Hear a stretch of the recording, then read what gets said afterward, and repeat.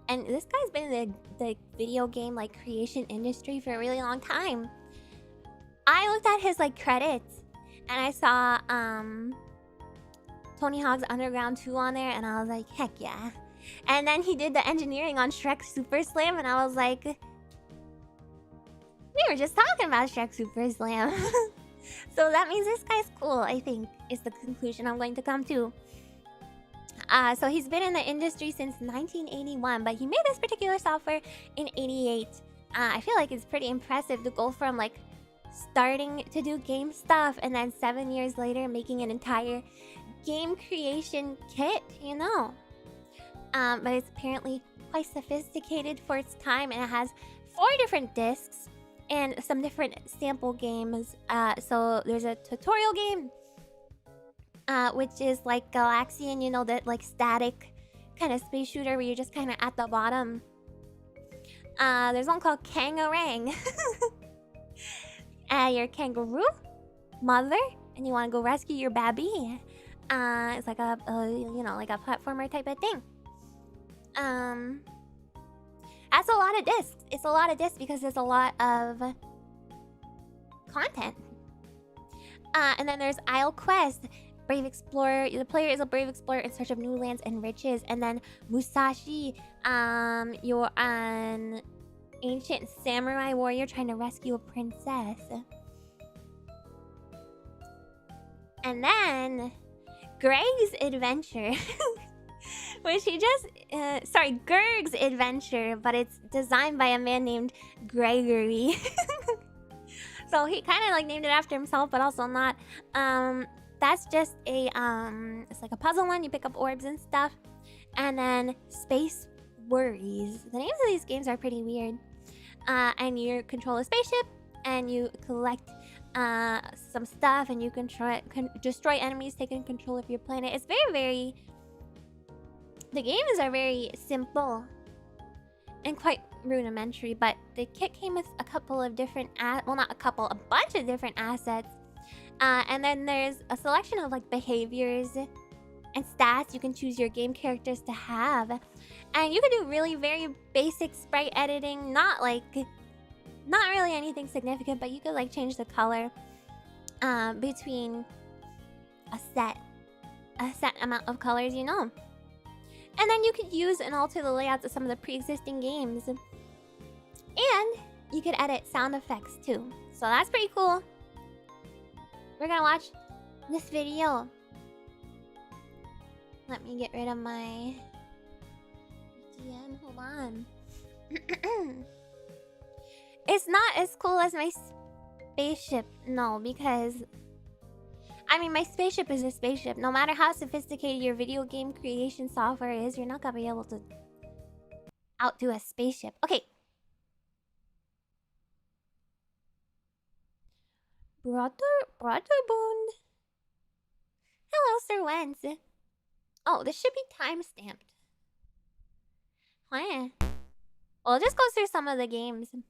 Oh, it's loud. So you can see... rudimentary, but it is 1988 after all.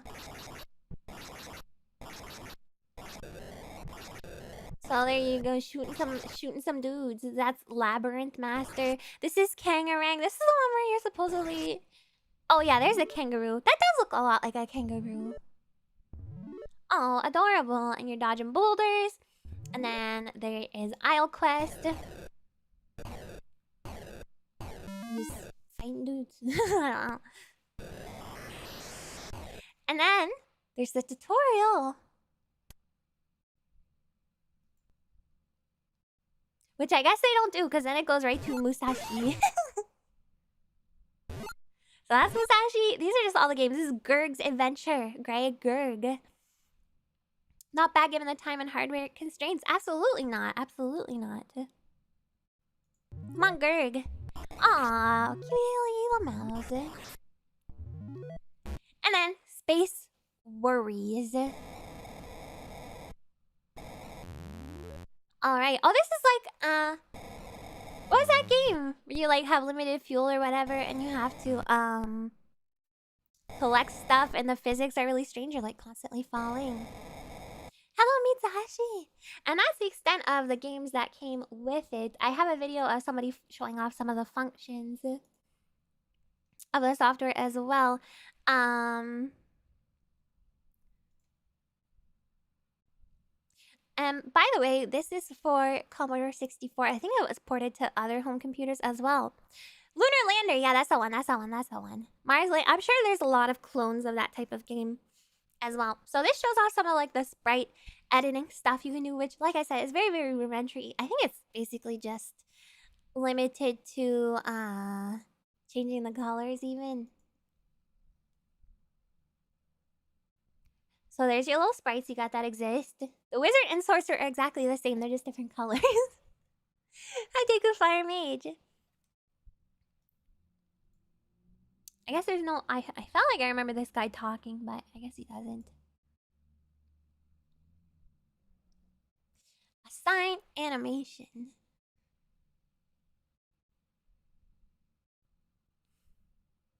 And then it shows you what the animation looks like. And then it shows you going through the frames. I want to show the color changing.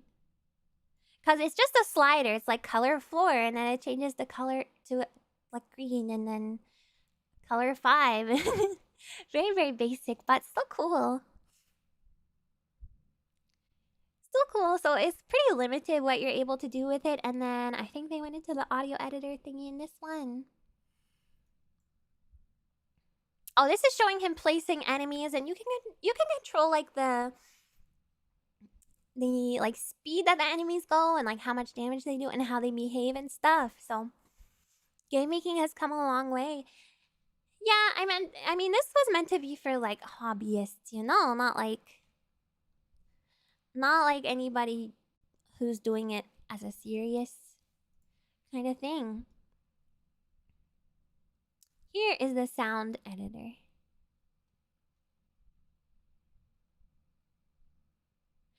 Where's my sound? This is so upsetting. Pretty cool for its time. It's pretty cool. Oh, I'm so sad. I'm not sure why. I swear it had sound. Anyway, you can edit the sounds basically. It's I don't really know what's going on here because I'm not good with sound, but these look like different wave shapes, like what is this? A saw wave. More like Microsoft Movie Maker. Professionals will probably not use it, but it's great to let people have a go. Yeah, just something fun to play around with.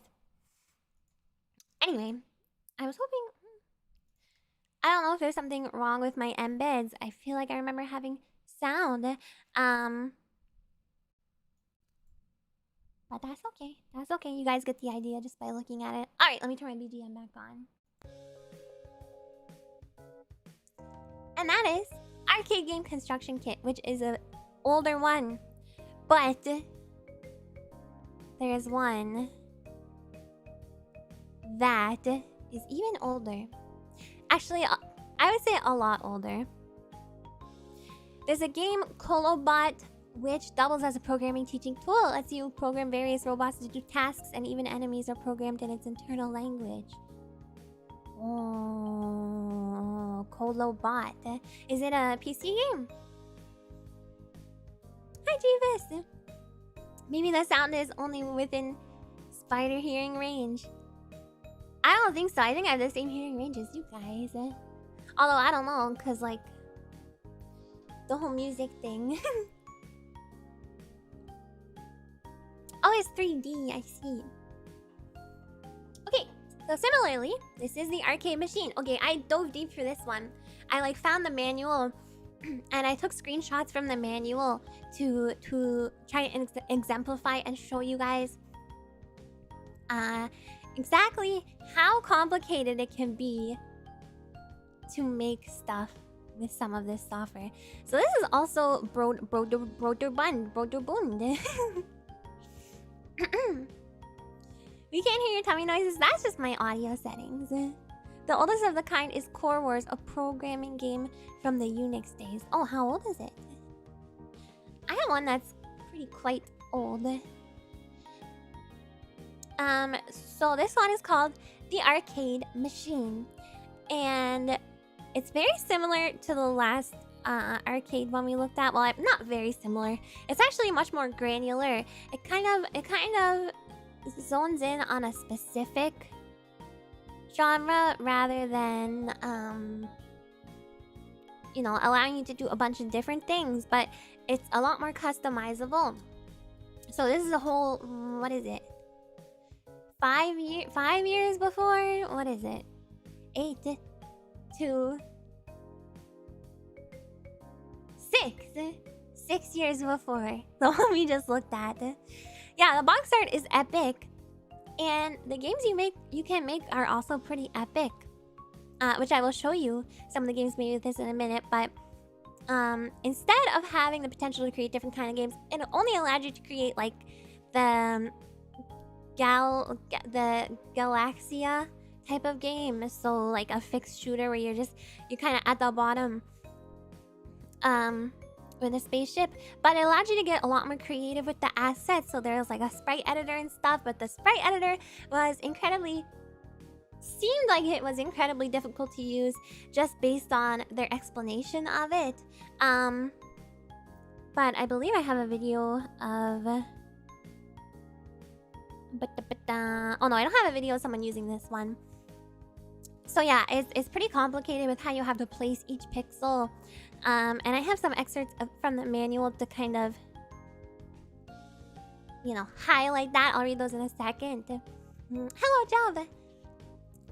But it allowed you to get more creative with the assets, so you can make your own little alien dudes and your own little shapes and backgrounds and stuff. So this was on the Apple II home computer, and then it was ported to Atari's 8-bit home computers as well. And this one is had a like, I don't know what to call it, not a sweepstakes. It's like a contest, I guess, to go. What's happening outside? Sorry, I heard a crazy sound outside. A competition to go with it. So they had a giveaway where you would get, I think it was $1,500 worth of like hardware and software to the person who could create the best game. So $1,500 in 1982. What is that in today's price? Anyone know off the top of your head? That's probably like $100,000. No, it's probably more like $7,000. That would just be my guess. $1 million. It was a lot. It was a lot back in the day, especially software and hardware. You know, because that stuff was not all that accessible to regular consumers. Of course, not as it is now. Oh, like 4K. Oh, wait, I said 5K. No, I said 7K. That's very egregiously overestimating things. So yeah, whoever made the best game, they would get the prize. I couldn't find any information of who won this competition. But in the next little slide, I have some, you know, pictures of the different types of games. There's actually a list of games that were made with this, but I'm getting ahead of myself.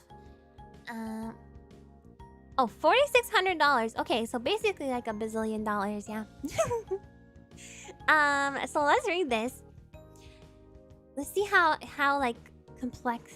I mean, to my brain it's complex. To some of you guys, it probably doesn't seem weird at all or complicated at all, but it says you can move the shape editor cursor with the joystick or with the IJKM keys on the keyboard. You can plot a dot in any position by pressing the joystick fire button or the F key on the keyboard. Pressing D for delete will erase an unwanted dot. Well, that's pretty straightforward so far. Now try it. Using the keyboard and joystick control, try drawing a horizontal line. Your line should appear as part of all 4 images as well as the square in the bottom. You may draw any shape that you want by plotting dots in this manner. Okay, so I guess it's not actually that complicated.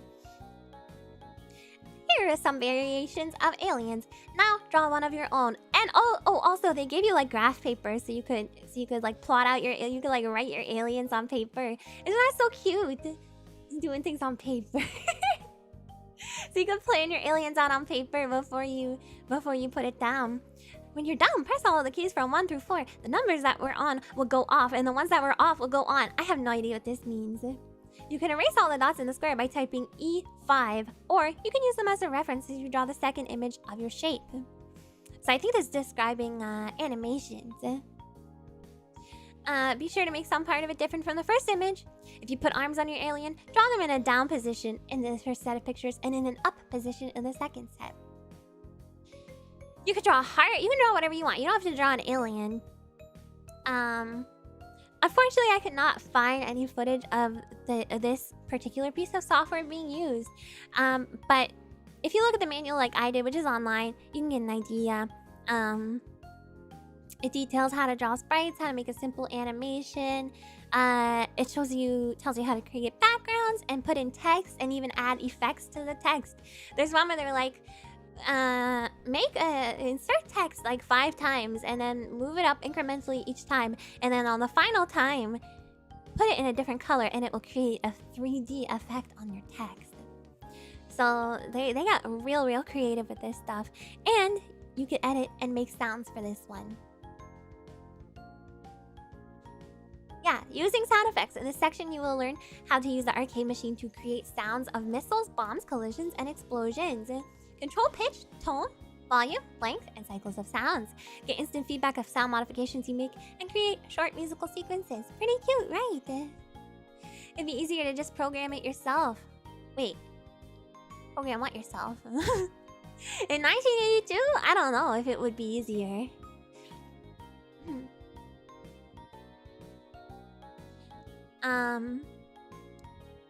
This is all PC speaker stuff. Yeah, because it would have been on Apple II, I assume. I assume that's what you're talking about. Those colors aren't Apple II, that's Apple II GS. These screenshots I just took from, so there's a list on a site called AtariMania.com, and you can go by if you go by category, you can choose the arcade machine, and it will show you all of the games that were made using the arcade machine. So I picked some of the ones that looked the most interesting to me.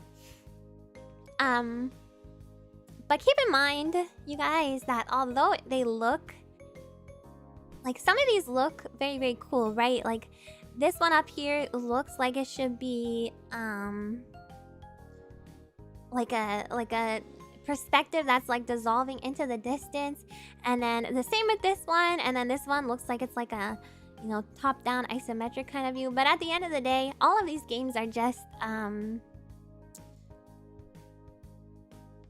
you know, static space well, not space shooters, I guess, if you're technically not in space, but they're static shooters where you kind of just move around the bottom of the screen and you shoot little aliens or whatever that come around. But people got pretty creative with the graphics, so it looks really nice, at least. So yeah, like I said, there's a list of games. The top is, this one's called Aquamarina. This one is called Patrol Nighthawk. And then this is called Street Attack. There's also a spicy game that was on the list, which I will not show, and I will not say the name of, but if you go to Atari Mania, you can find it if you really want. And also, as I was researching this, I found a video where someone was describing that they bought a copy of the software on they bought a copy of the software on eBay, and they spent a lot of money on it specifically because apparently it was John Romero's copy. So apparently John Romero had this, I guess, and somehow they just know that it was his copy, I guess.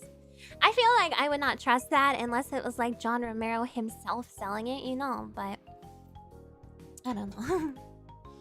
Modding and spiciness go hand in hand. Well, to be fair, it's not really modding because it's, you know, it's software that's available to, you know, consumers, so. But at the end of the day, it still is just a static shooter, so although there's like, you know, spicy images in the background or whatever, it's just the same type of game. Yeah, or signed. It's probably not signed, right? I don't think it... That would be weird if John Romero, like, sold his own copy. Well, I don't know. I don't know much about John Romero. Maybe he's that kind of guy. You know. You're a spider? I thought you were a rat. What made you think I was a rat? What the heck? Accessible development and spiciness go hand in hand. Yeah. Homebrew and yeah. I signed everything I own just in case I'm John Romero. That's what I'm saying. It's like, I don't know. I don't know if I buy that, but Famicom Disk System had a lot of spicy games. They were unlicensed. Yeah, we saw the name of some of those when I was talking about the what was it? The copy protection method on the disk system. The guitar of one of the Beatles ended up in a flea market here long ago. Oh, I'm not a crab. Was that signed? See, a guitar I could see being signed. John Romero regularly auctions off old games and stuff from his office and signs it or whatever. Oh, okay, so it probably was signed and also was probably directly sold by him. That's pretty cool. So yeah, John Romero had this and, you know, ostensibly made games with it. I thought that was a neat little fact that I would not have found if I didn't search for this software on YouTube. Because the only place I found someone talking about it was on their YouTube video. They were like, unboxing John Romero's copy of the arcade machine. Okay. Moving on. I hope I'm not zooming too much. Oh, it's almost been an hour. It's fine. Oh god, I wish I could have somehow like spoiler alerted this. So this is Net Yarose, which I mentioned earlier. It's pretty unique in the scope of game creation software because, well, first of all, it enters the realm of hardware a bit, and second of all, it was a dev kit, which I feel like it was a dev kit and it was sold to like regular consumers, and this was in 1996. I feel like that was probably unusual at the time. Where can I buy an Amiya Aranha? Sign something. Well, my standee has a signature, but it's not like signed. That PS1, I thought about getting that, but the cost of it is seriously painful. Yeah, nowadays it's like... So it was in 1996 when it was sold. It was around 750 USD. Nowadays, it's like in the thousands for sure. I was looking on eBay and I saw... They didn't sell the regular... cool looking black PS1 by itself. No, this was a special PS1. And the reason it was special is because it had like a debug mode and it had no region locking and stuff like that. So this is special. It's not just the PlayStation that you can buy in the store. You know, you have to have this specific one to use Netto Yarose.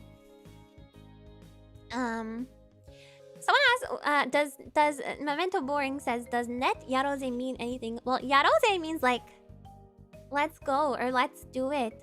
I don't know what that means. I don't know how they were pairing that with net. Like, I don't know what that means. Let's do net? Like what? It'd be cool to see you try out some of the big fan collections of all the known Net Yarose games. I saw so many videos of these. They look so hilarious. I would love to try. I have no idea how that would work though. I think Modern Vintage Gamer did a really good video on this system. Yeah, there is a couple videos on it. Let's do net, maybe network. Because you can hook it up to a Windows 98 machine. Yeah, so it comes with a serial connector. So you can connect it to your PC, which is how you do the actual, you know, programming for the games. And then it came with lots of manuals and software as well. Pam, hi! I actually didn't know about Net Yarose. This is super interesting. It gets more obscure than this, believe it or not. Welcome, Pam. You guys say hello to Pam, who is the CEO of Play Asia. A VTuber with Play Asia. Thank you for stopping by, Pam. People have made ISOs with custom menu to access them all. You just run it from a PlayStation emulator. Now, normally I would not really be able to play PlayStation ISOs on an emulator, but I mean, these have all gotta be like abandonware, right? Right, technically? Because, like, how are you supposed to even buy these games? So I think it's fine. I think it's probably fine. Because you can't even buy it, you know. I think it's probably fine. Maybe we can do it. They're all just fan-made public domain games. Are they considered public domain? I know they're, made by, fans, by consumers, but, if they're homebrew ISOs, there shouldn't be an issue with emulating them since the problem with emulation is procuring the games. Okay, I just wasn't sure if, like, I don't know, if maybe they had sold them at one point, then it's maybe a gray area. But at that point, I feel like nobody's going to be looking into it that far, so I say it's totally fine. I'm gonna do it. Copywriting net Yarose games just to stop unit tracks as we speak. Don't do that. Orphan works, which are a fun legal status. I love fun legal statuses. Let's do it. Hi Heart Boy. Please do not just spam emojis in my chat, please.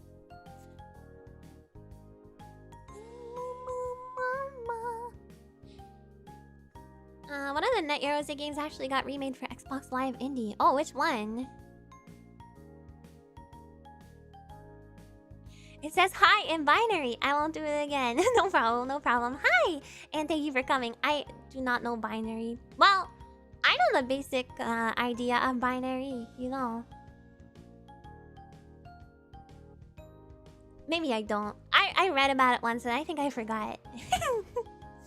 Hi, Jan. So, yes. Getting back to the Net Yarose. You had to use an IBM or a Mac to write the code to send to the unit. That's what the serial cable is for.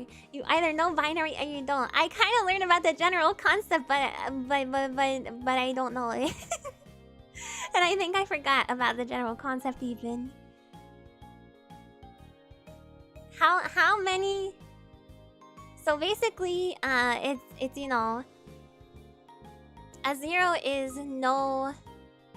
That was a binary joke. Yeah, because it's either off or on. Because, the 0 is the state of being nothing. And then the 1 is the state of being on. And then, based on the combination... I'm not gonna try and explain. Converting and doing math in binary can be learned easily, but actual words and stuff is a lot of memorizing. Yeah. It's just base 2 instead of base 10. We are used to... Yeah.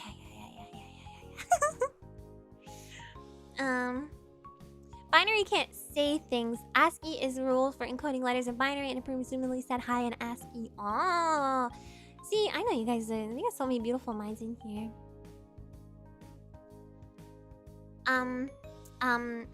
Anyway, back to the. Sorry, we got way. I went on a huge tangent there. So yes, you had to write it on an IBM compatible PC or Mac.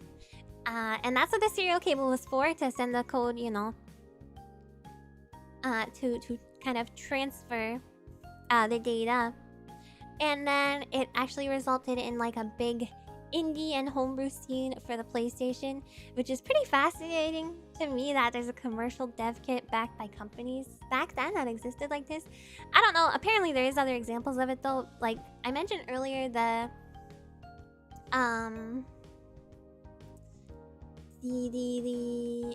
Family Basic, and then someone said there is Sega also did something similar, so maybe there is something else like this available. But it's very complex. Okay, it uses C programming language. And I took a look at the manual, and the manual actually says that you need to have competent knowledge of C and 2D graphic creation before even attempting to use it. So it's not like some of these other ones where it's very beginner friendly and it's, for the regular consumer. You gotta be smart. It's not your bad bees game creation system. And the price tag reflects that. Like I said, at the time, it was $750 retail, which is a lot. A lot. Okay. I found a Sonic game someone made with it, so we're gonna watch the Sonic game.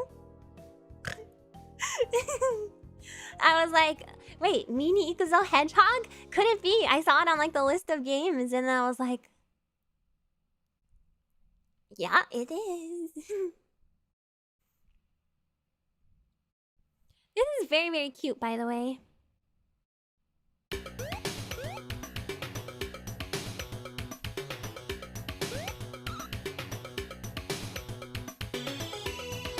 I love the music. Look at the little Sonic. It's a little tiny mini Sonic. He's Sonic's so cute. It's like the baby Sonic. Yeah, the sprite work. It's so stylized in a really nice way. I love it. He's Babby.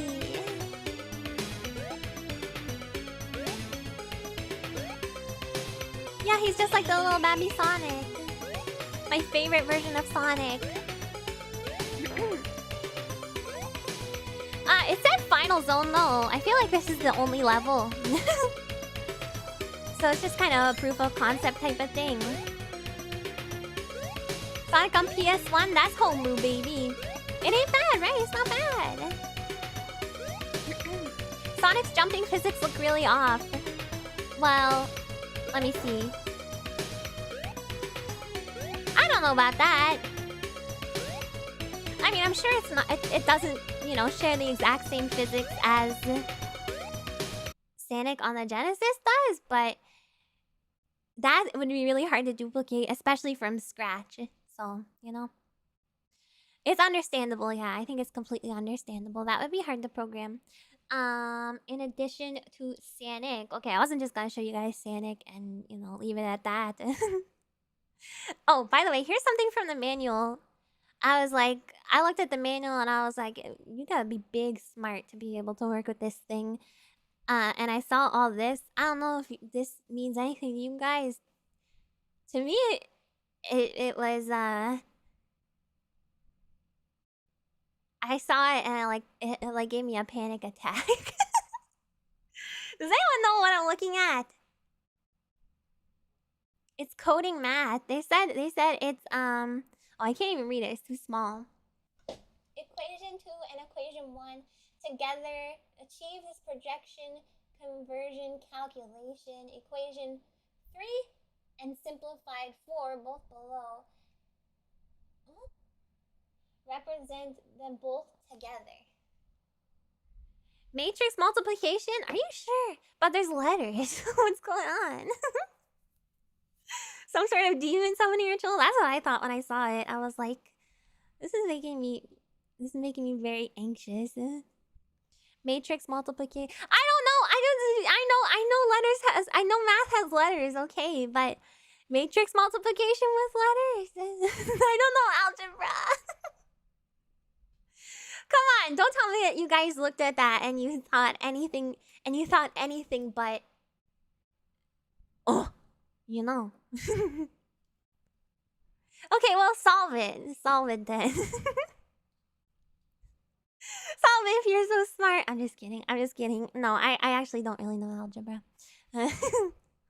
Okay, well, I guess if you know algebra, then you can make a PlayStation game. Okay, let's watch some more.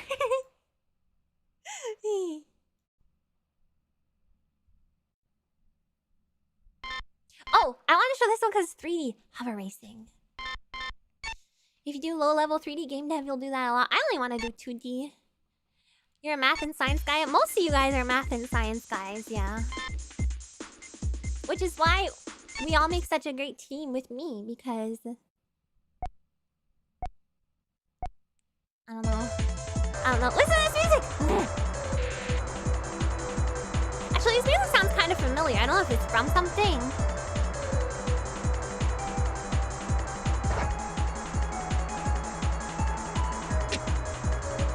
Yeah, it's like an F-Zero style game, but on the PlayStation and homebrew.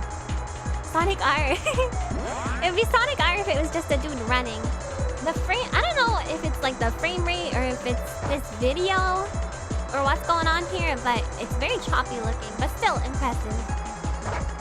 Sanagar was better. Of course Sanagar was better, but come on, some dude just, you know, made this in his bedroom, whatever.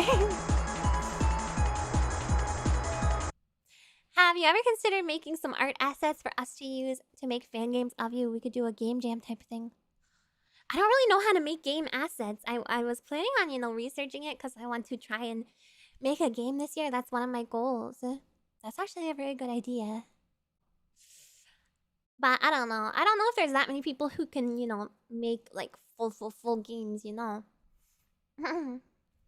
I know there's definitely a few of you.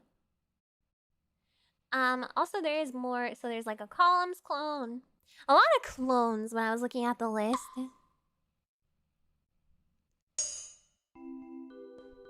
Columns, yay! Oh, and this one's just called Clone. Look at this one. This one's scary.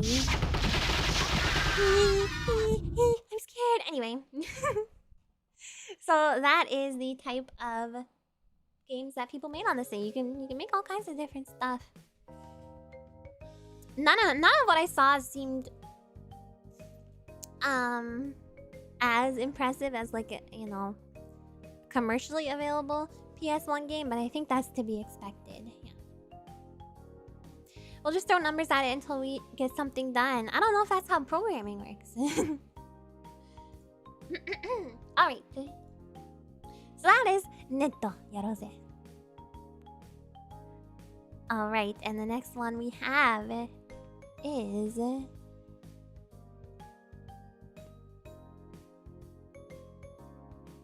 DC Games Graphic Adventure Builder.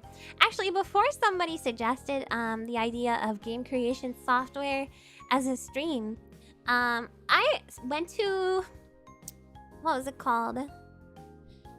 I went to some DOS game site, you know, that catalogs a bunch of DOS games, and I was just looking for a game to play, but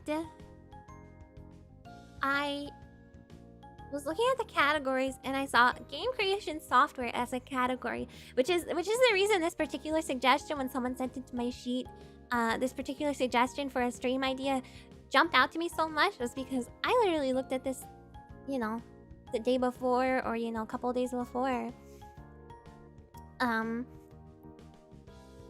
The DOS ones in particular. None of the DOS ones are all that sophisticated, although there is a really, really cool one I'm gonna show you guys later. Programming works by googling the solution to a problem and mangling the code you find into your own monstrosity. That's how I build my website. And then usually it does not work. I never understood how to use it though. Yeah, it seems kind of complicated, although there is some quite popular games made for it. So it was for DOS, and it would allow you to create a graphic adventure or an RPG, and it was released in 1995, so more recent than some of the other ones we've looked at. Actually, just a year before the PlayStation one we just looked at. It sold for $45, and the print ad at the time describes it as follows: create your own graphics-based adventure and role-playing games using the DC Games Graphic Adventure Game Builder. Create up to 1,000 worlds with over 500 characters and objects in each world. Now this is mystifying. I assume they mean you can, with the assets they have available, you can create up to 1,000 different combinations. I don't really know what they mean by create up to 1,000 worlds. With over 500 characters and objects in each world. A complete scripting language allows you to customize the game system to your exact requirements, including full music and sound support, PCX, images, mouse and keyboard interface, etc. Requires VGA and SVGA cable, ad-lib, and Sound Blaster compatible card, and can use extended expanded memory for build. For more info, you can That was all the extra stuff at the end. So I just sped through it because it was just the guy's email address, and it's an email address from 1995. So you probably cannot email this guy anymore, even if I said it. And the website, there's a website too. I went to it, it does not work.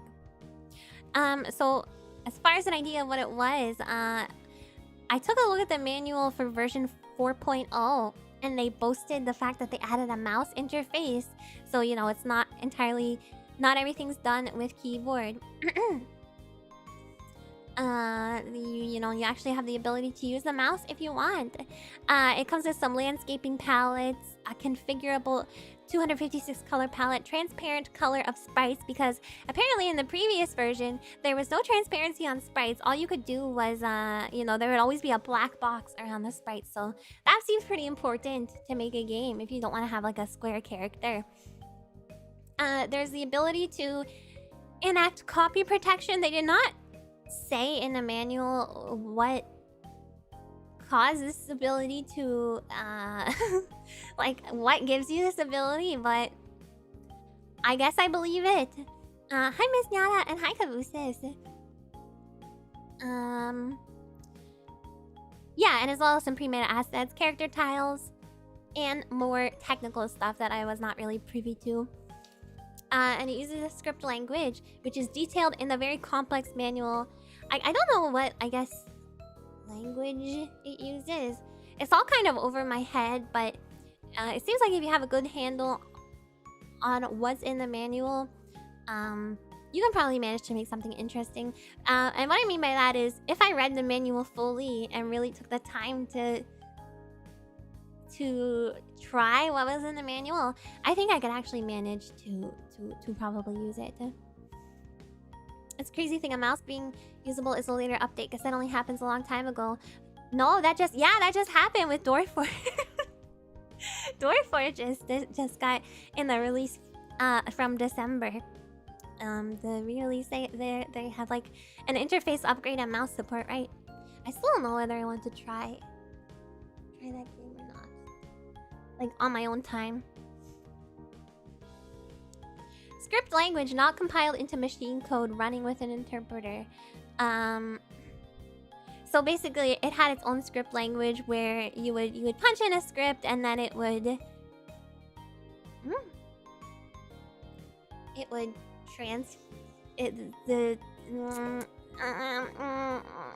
don't know how to explain it. See, this is where my knowledge is not anything. It was easier than you expected? No, I wouldn't do it on stream. Keep your sleep schedule in mind. I should try. And then we can all talk about Dwarf Fortress together. Some nice improvements. If you're on the fence, try a version with some free version with something like Lazy Noob Pack. No, I don't want to be a lazy noob. Yeah, there'd be a lot of backseating. I would definitely try it on my own though. Anyway, back to the DC Games Graphic Adventure Builder. I cannot find any videos of this software being used once again. So instead, I'm gonna play a tiny bit of a game that was made with this. And this is actually a somewhat famous game called GB Quest. So you can get an idea of... Or sorry, DB Quest. So you can get an idea of what kind of game this can create. And this is also one of the ones that if you're interested in trying it, you can try it yourself. I downloaded this software. God, my mouth is so dry. Just so I could look at like the documentation, and I think as of right now it's probably beyond my capabilities, but it was interesting for me to look through. So, you know, you could definitely try it if you wanted to, but I don't know why you would want to, other than like the novelty curiosity aspect.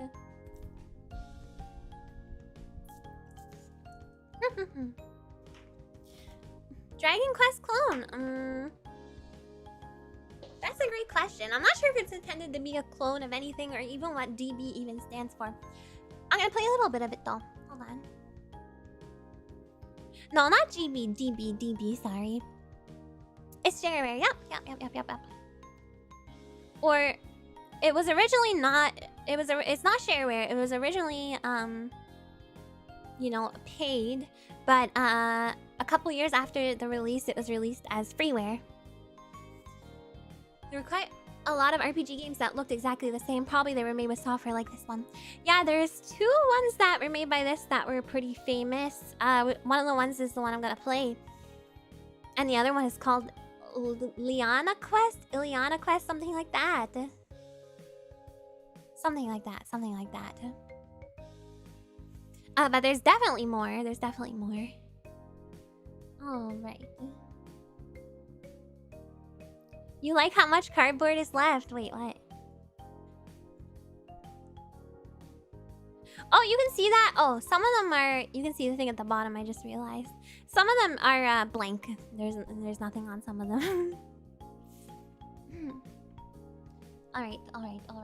We're gonna play this game. Are you ready? First time this game has ever been played on stream. Maybe. Probably not. Maybe VTuber, though. There we go. Does it have sound? New game. Save games will be erased. Erase original party. There is no original party, yes. DB Quest. 1993, Futuristic Idea Studios. What name will he be known by? Ami. You are now in Brightwood. Blocked. So this is the game. Pass. Beg pardon? I have no idea how to play this game. I don't know why it asked me beg pardon. Ah! I don't know how to fight. I'm gonna die. F1. Oh, attack. I blocked. Attack. It's A for attack, sorry. A for attack. I won. Wait. Oh, I attack. Yeah. Attack snakes. Oh, this is cool. You actually have to target it. I don't know why that's surprising to me. Monster hit for 1 point. I'm so weak. Did I die? Vertigo. It is peaceful here. You hear thunder. Your time to rest has not yet come. Go forth and find your destiny. You wake disoriented and confused. Oh, I died. Whoopsie. So anyway, that's an idea. I'm not gonna play much more of this, but that's an idea of the type of game you can make with this. Okay. Get ye flask. Heaven is a heat map. Heaven looks like, you know, psychedelics. Vertigo is scary, so can we have a hug? Vertigo's only scary if it happens to you, and it did not happen to you. Beg ye pardon. I'm positive this is Morrowind. What makes you say that? What do you mean? I don't know Morrowind enough to understand that joke. I beg your pardon. Okay. Next. Something so epic you will not know how to handle it. Da-dang! Pinball construction set. It's not actually that epic. But I don't know, for some reason this software really popped off. Okay, so how it works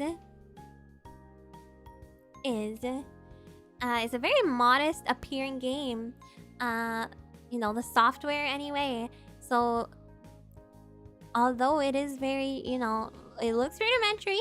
This is from 1982 and it was for Apple II and then later other home computer systems. And it's very sold a lot of copies. It sold many copies.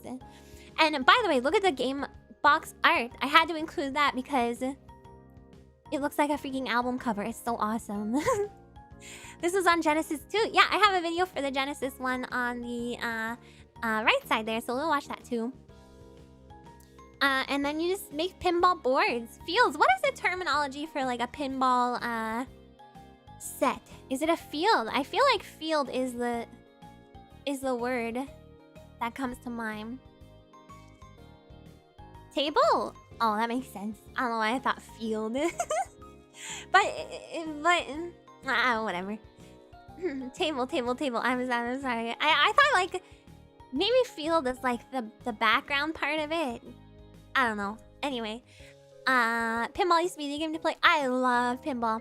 Last time I went to Japan, I went to this like crazy pinball arcade in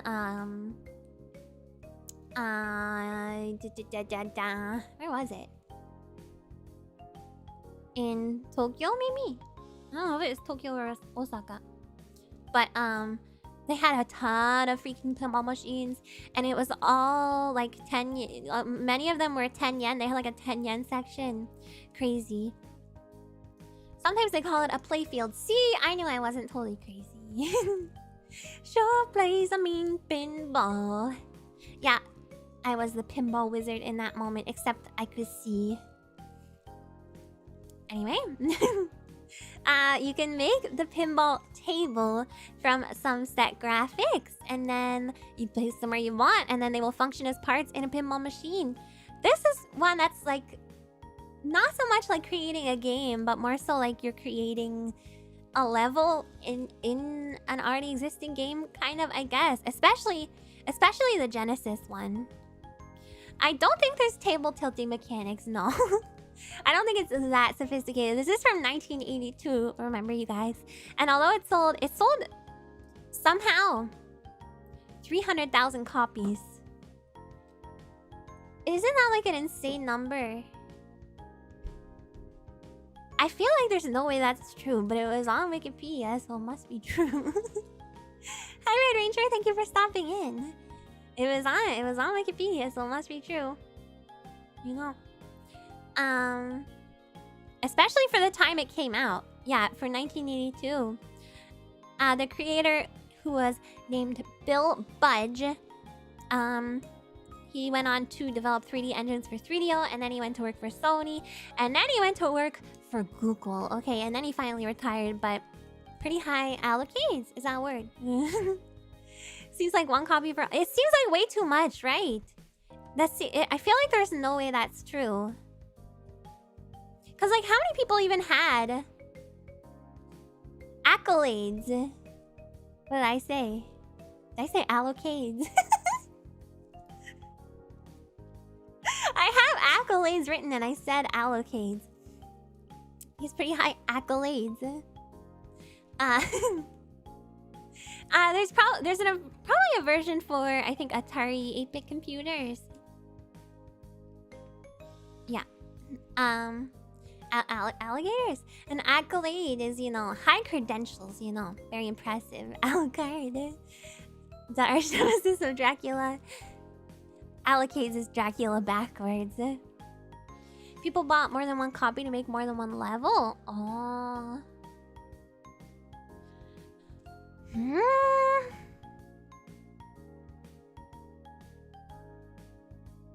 That's a good theory.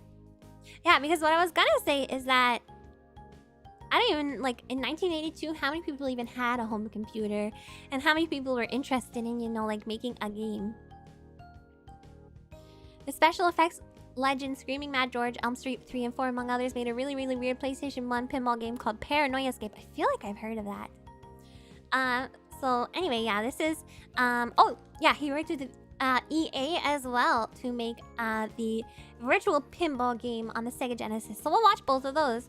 This is not as exciting and is not as customizable as the other ones. And at the end of the day, like I said, it is more of a level editor, albeit for pinball, than a regular game maker, but it's still notable for when it came out and exactly how much was sold.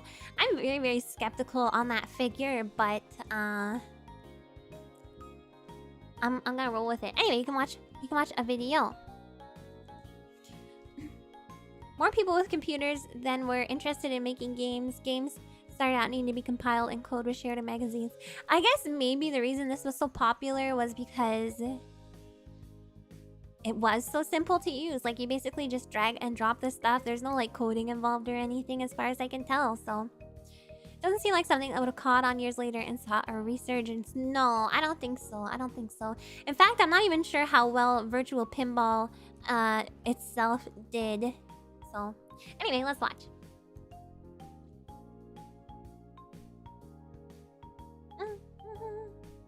Come on, why is it taking so long to load today?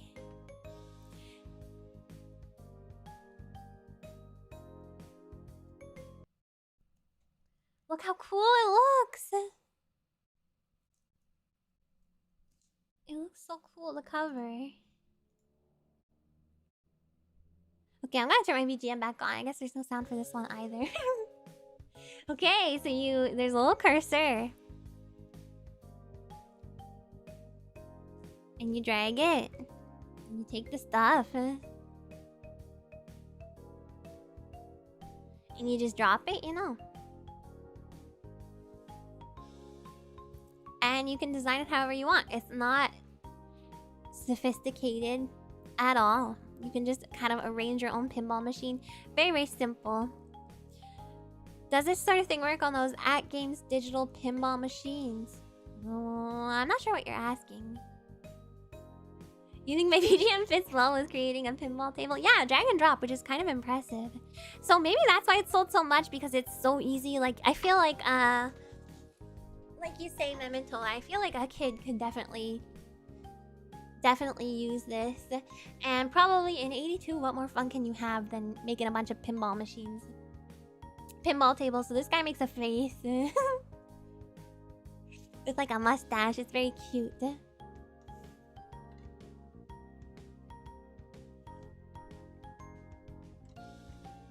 Seems fun. I feel like the Genesis one seems pretty fun, although the guy who made the video that I'm going to show you guys gave it a very lukewarm review. He was not impressed by it. Also, it does have rudimentary sound effects. Oh, he died. And it keeps score as well, so yeah, like I said, it's really more of a like a level editor. I don't know if this counts as a game creator, but I wanted to include it just because of like how unique it was. And then here is the virtual pinball one. The tools to do it are pretty good, especially when hamstrung to a 3-button Genesis controller, but it's still not. I just timestamped it at this part of the video because I wanted to show the guy actually making. If you're looking for a dynamic video pinball game, you're not going to find that here. Or the table. When it comes to originality, I love this video because it's such an earnest review too. The game concept's been done by the designer before. He's like, you only get into it, you only get out of it what you put into it. If you're looking for a blah blah blah, this is a game for you. Replayability comes from not only you never hear people do reviews like this anymore. I feel like. But you also get 10 slots to save your custom built tables, so that's a nice touch. If you enjoy building tables, you have an almost infinitely replayable game. But if you don't, then you'll be like me, and you probably won't touch it again after about an hour. It's so straightforward too. It's like, beer, if you enjoy this game, then you'd enjoy it. If you don't, a beer building you kit. don't. It only seems right. Head over to Amazon and get yourself. Okay, now he's okay. I've never used it myself, but it's got good reviews, so I'm trusting the public on this one. Plan a week for yourself, build some tables, brew your own beer. Why did you just plug a random beer kit? Oh, I bet he has one of those like Amazon affiliate links in his description or something like that. He's like, enjoy a beer with your pinball. I made over 100 pinballs in this game. Whoa! I wish I could play them. Okay, Jeff Bezos. It's like he's telling us a story about work. Yeah, he's like, if you like pinball, you're gonna like this game. If you don't like pinball, you might not be a fan. I love that. It's so earnest. Oh, because it's drink a beer and play a game. Oh. What do I think of virtual craft? Maybe it's his kit. I'm the kind of guy who wants to pick up a game and play something that's been created for me. So the pre-made tables on this, like, they're kind of coolish looking, but they're not, you know, they're nothing special. There's not a lot you can do like over the top. I feel like it's special, dude. I don't know. I feel like his review was like way too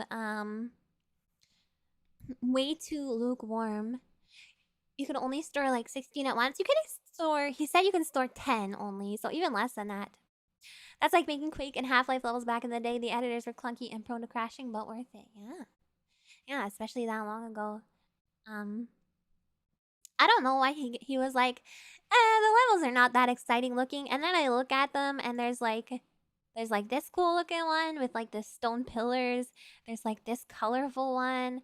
There's this one that looks like a blueprint, and then there's one that looks like a like intestines and blood and bones and stuff. And I was like, I don't know. I feel like those are some pretty cool table design options. Of course, it's not gonna be as cool as a regular pinball table because that's like not possible on, you know, a Genesis, but. If you like Spider Girls, you might like Amiya. If you don't like spiders, maybe not. But you still might. You still might. Yeah, there's blood. It seems cool, right? I don't know. He was like, it's whatever. And I'm like, I don't know. I feel like I would have had endless hours of fun with this game if I had it. But that's Pinball Construction Set. The coolest thing about it is the freaking album cover, game cover, you know. I love it. Alright, moving on. We have Family Basic for the Famicom home family computer, Nintendo family computer, Famicom, from 1984, and it's an accessory for your existing Famicom that you have now, because I know you guys all have a Famicom, right?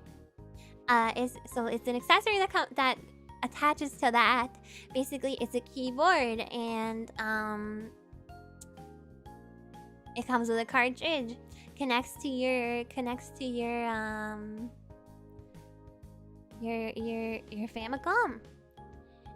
and you can program games for it. I feel like there being a Famicom keyboard is something I should have known about. That's insanely cool. The keyboard is for doing the you know, the programming, the actual code writing. You click the red play button on the screen. Why are you trying to play another video while you're watching me? Huh? I'm just kidding.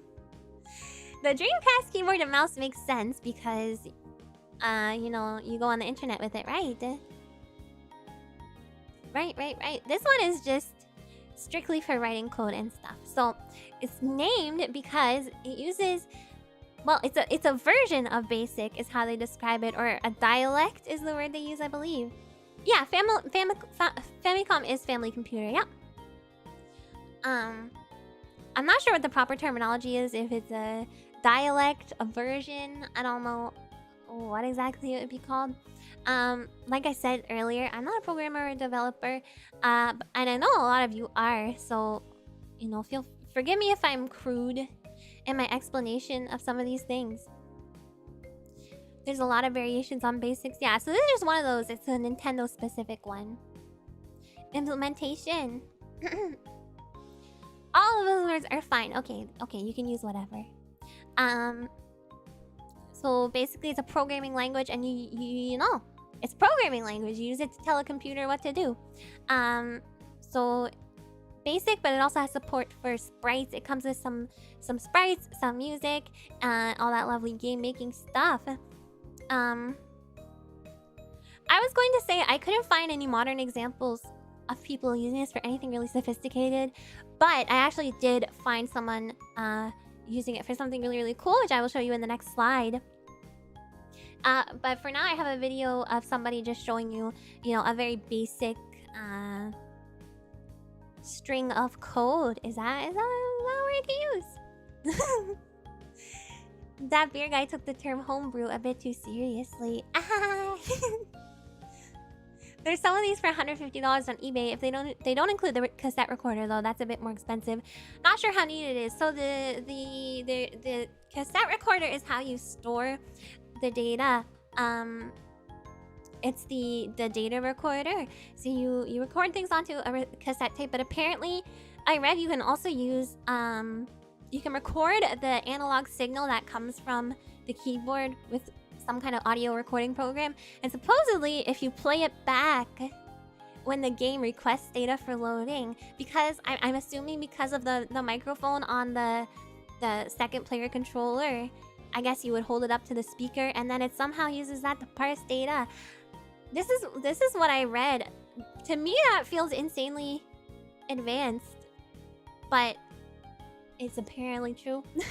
It's one of those things where it's like, it's kind of hard to believe, but I guess it makes sense, or does it? If somebody wants to tell me that sounds like complete bull meow, you can let me know. But like a modem, yeah, you can hear it. You can hear it. It goes like, I heard it in one of the videos I watched, and it sounded like, you know, dial up, and I was like, what's going on here? But I guess that's what was going on. It was loading the data with audio. So super cool. Very, very, I don't know, innovative, interesting way to be able to store data. Oh, programs used to be stored on cassette tapes. Yeah, I guess the cassette tapes, it's just like a, you know, audio on those as well, and the computer is reading that audio. For some reason, it just seemed weird to me that you could just like present it to the computer through the speaker on the controller. But I guess it's basically the same thing. Yeah, it makes sense. I assume it's the speaker on the controller. I couldn't find any information about that, but how else would the computer, you know, how else would it hear, quote unquote, the sound, you know?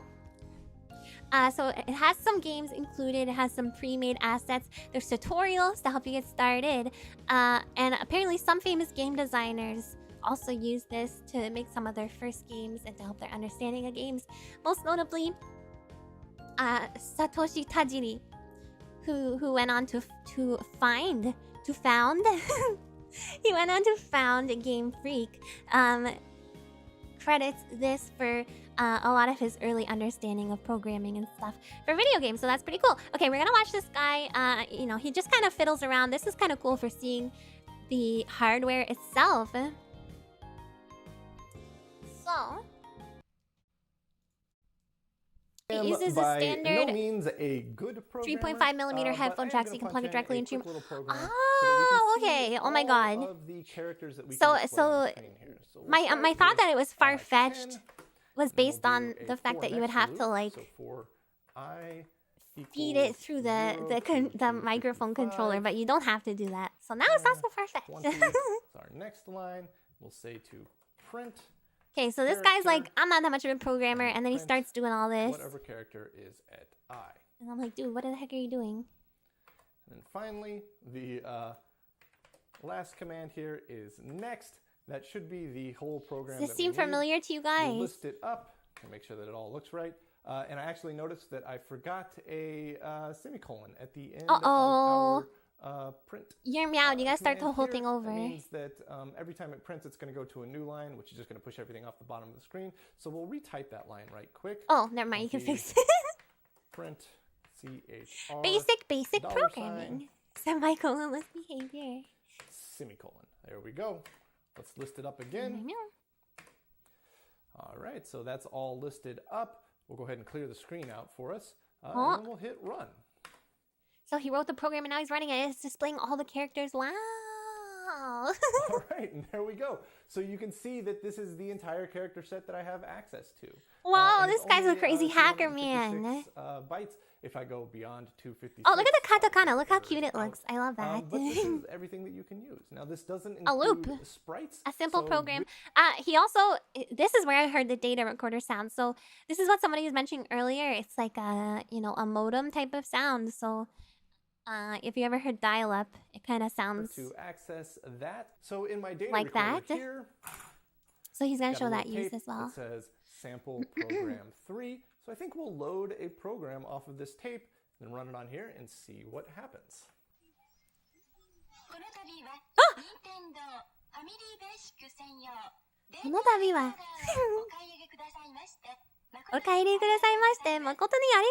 Oh my god, the freaking Keigo. My cats are going absolutely bonkers.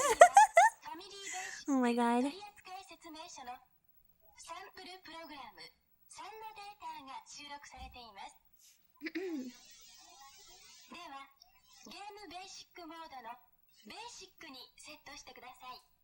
I want to hear the modem thing. Can your cat's program? Probably better than I can, to be honest.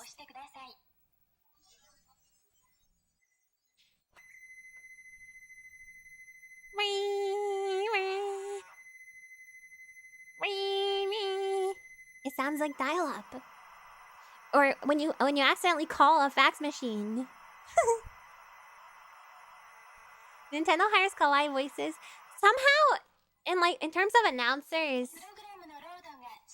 you know, in Japan, there's no shortage of people who sound exactly like that. Which is kind of crazy. I can't even sound like her if I tried. Kind of similar. Same concept, different encodings. Yeah, sounds same to me. Must be same thing. No, I'm just kidding. So, I said I was not able to find anyone using it contemporarily to make a game, but I actually did manage to find one, and it's really, really cool. So first of all, this old one is a shmup, which is something that was made back in the day. That's the one on the left, which I will show you. But then the one on the right is the YouTube channel is called Masando Vision, and he basically over 10 days he created a game using Family Basic, and he recreated Tetris. And you can watch the entire series if you want. I just have the end video here. It's really charming the way the way the graphics are and the way he did the music. It's like a watered down version of the Tetris theme, but it's super, super cute. So I'm gonna show you guys both of these. Meow meow meow meow meow meow. Oh bam! This is called Zachner 2.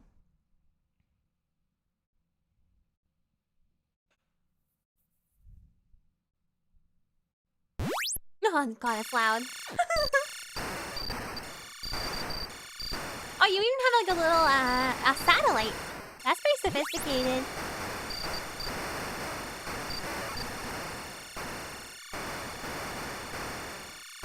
It's kind of loud. Yeah, I turned it down.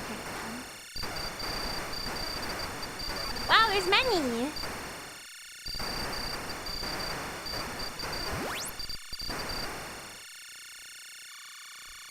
Yeah, I like art. Pretty cool, right? But now this is really, really, really cool. You guys are gonna love it.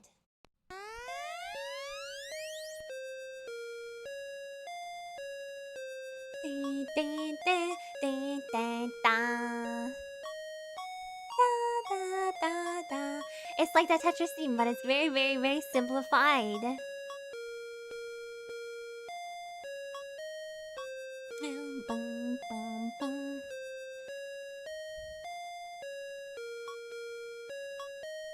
So this guy used the Family Basic to make this game in a matter of 10 days. Yeah, it takes a minute to get where exactly the melody is, but it is the Tetris theme. If you listen, you can hear it. It's just, the tempo is very strange, and it's very, very, very, very, very watered down, simplified. It's not a creepypasta game. Why? He made it in 10 days and he shows it all on the video. It's so cool. Is he using a PC Engine controller? How? That's a great question. Maybe he explains it in the description or something, but... Meow, meow, meow. The uncanniness of the music is scary hugs. Okay. That I kind of, that I can understand. Okay. I would assume the PC Engine controller is just somehow compatible with Famicom. The sound effects are also scary, the way it goes down in pitch. I don't like that. Oh my god, it got faster!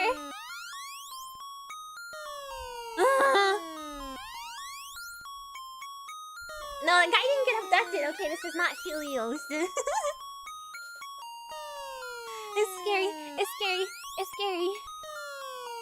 You guys are right. Okay, that's enough of that. That's enough of that. It's scary.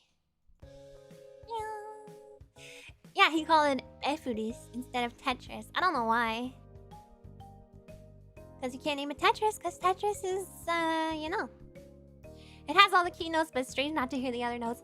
Not only that, but the rhythm is somewhat off too, It's like the beat is like... It's like 1-1. Is that even a thing? It's like a very strange beat. F for Famicom. Oh, maybe. Or Family Basic. Yeah, that's probably true. The TV started bleeding, and then a skeleton popped out. I understand what you mean by creepypasta material, but I think this video is from, like, last year. There's a lot of missing notes. I don't know. I thought it was charming when I heard it, and now you guys are talking about it, and now I feel like it's scary. I thought it was charming and cute, and now I can only think of it as a scary creepypasta. Anyway, that's family basic. Shoot 'em up construction kit. I saw somebody mentioning this in the stream's pre-chat.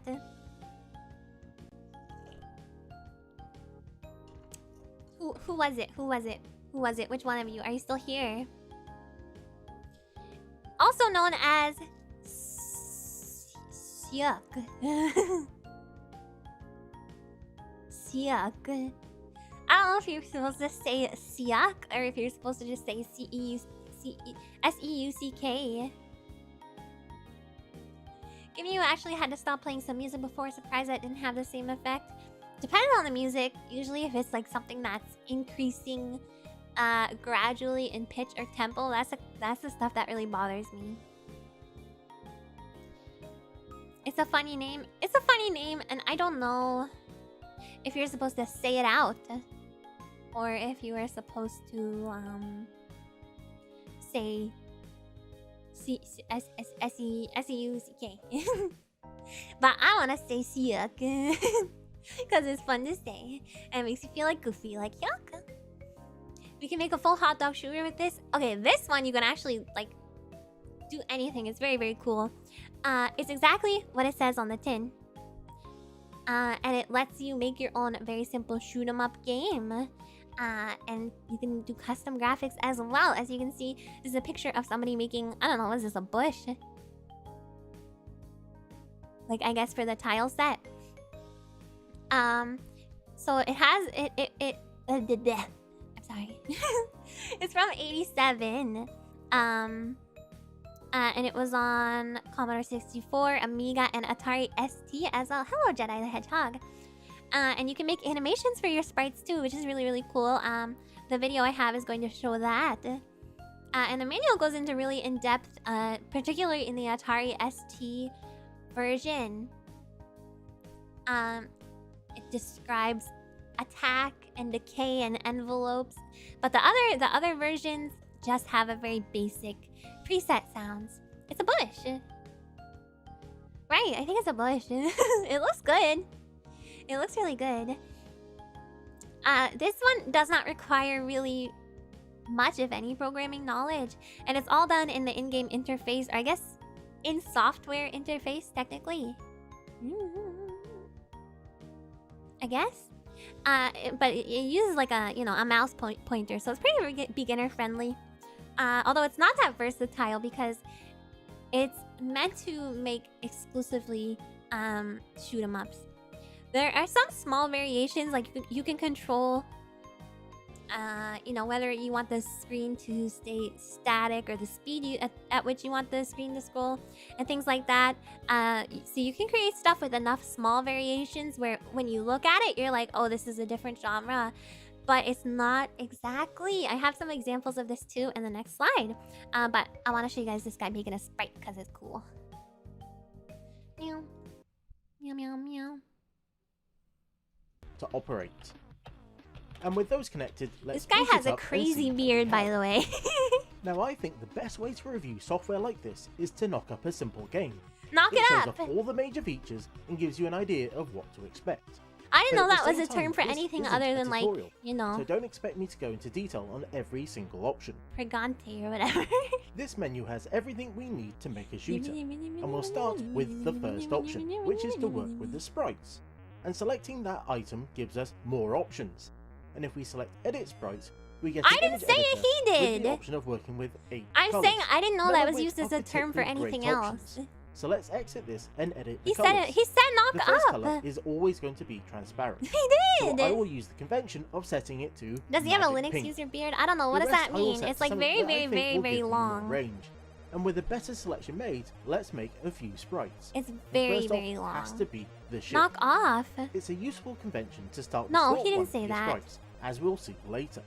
Now, the only real tool we have That's is a the Linux pen, beard. I don't know what that which means. allows you to set the color of You one of the said it, squares not in me. this I don't know what a 24 Linux by beard is. I 24 don't know if grid. that's offensive to Linux You can users. only have a Okay. single color set, and as such, it will only use the left mouse button. Gimme.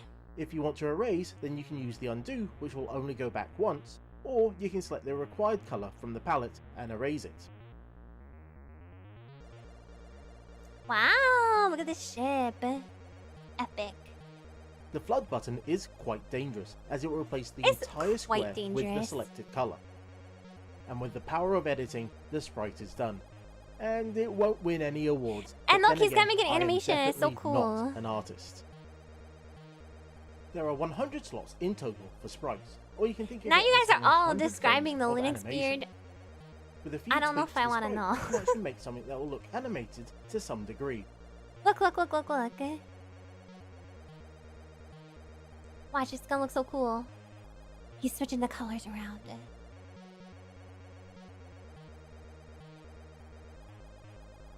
And with that done, let's speed make a bullet for our ship, as well as an explosion. Wow.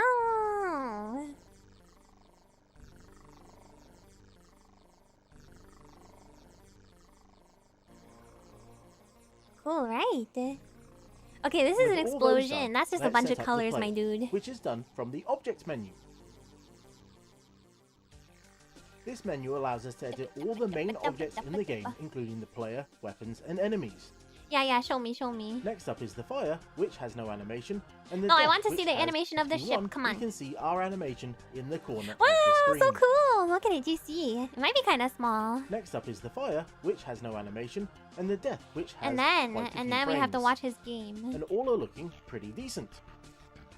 So now doing it this Wow, way it's limits so us to just 2 slow. Oh frames my of god. animation. But I think the trade-off is quite nice.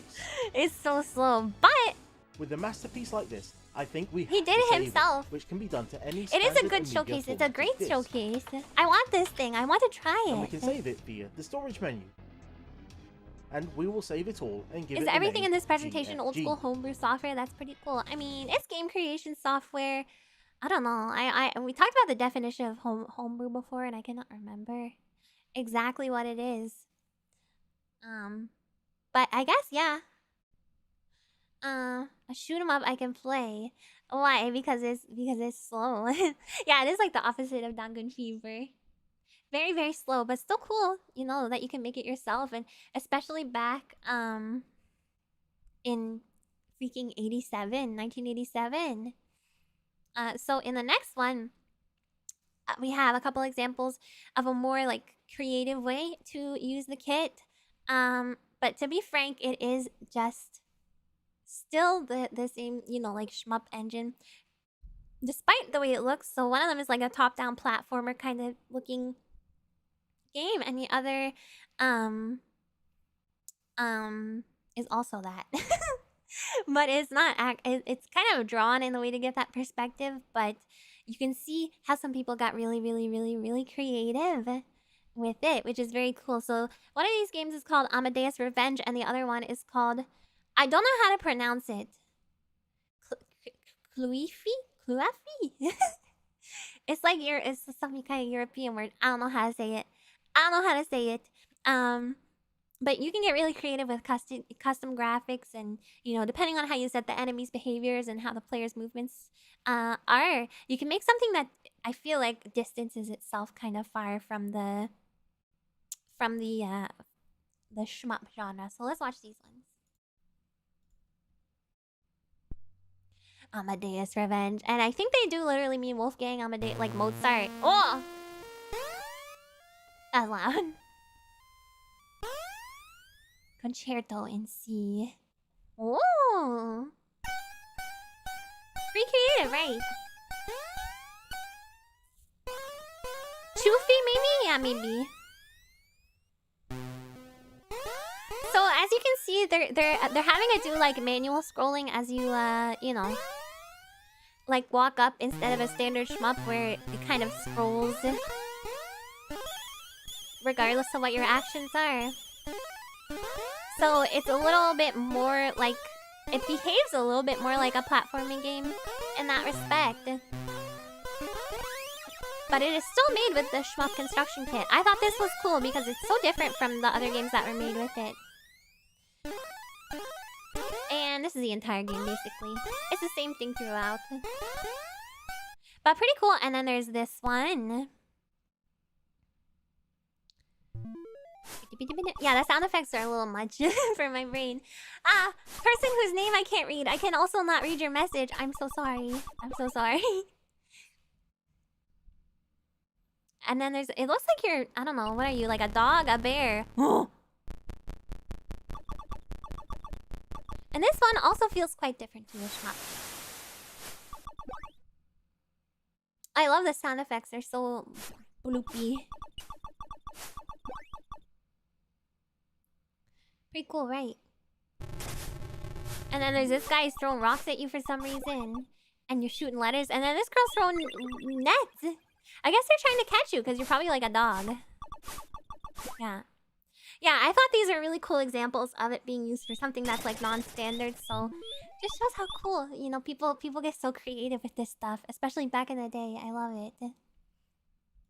I love seeing people get really creative and make something that feels like it shouldn't be possible.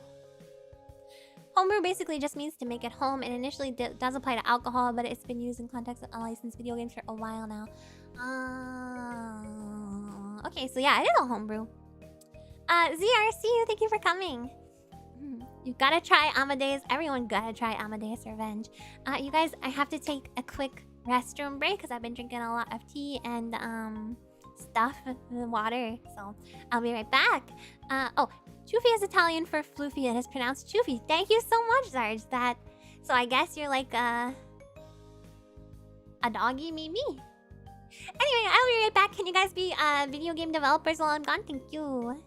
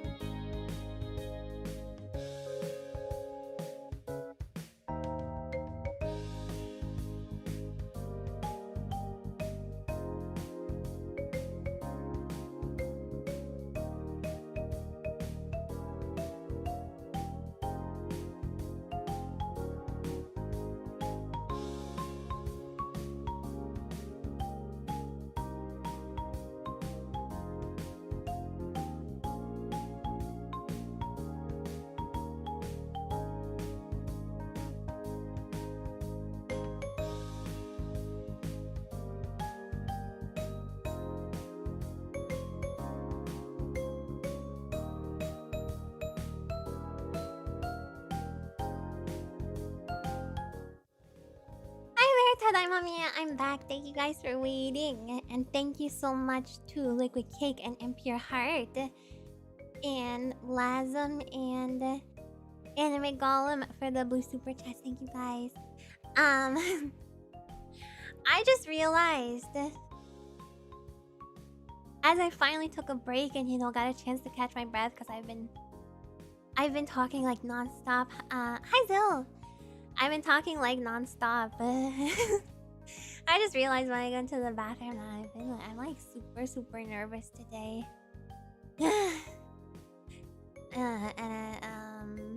So I'm sorry if it's come across. My throat's fine. So I'm sorry if it's come across. I just get nervous for this type of stream. And I only just like had a second to process it when I went to the bathroom just now. I had a mind clearing pee. So I just don't wanna, come across as a dum. And I hope it's interesting and not boring. And I worry I'm talking too much. It's too much like a lecture. Okay, it's fine though. Okay. Do you play fan games on stream?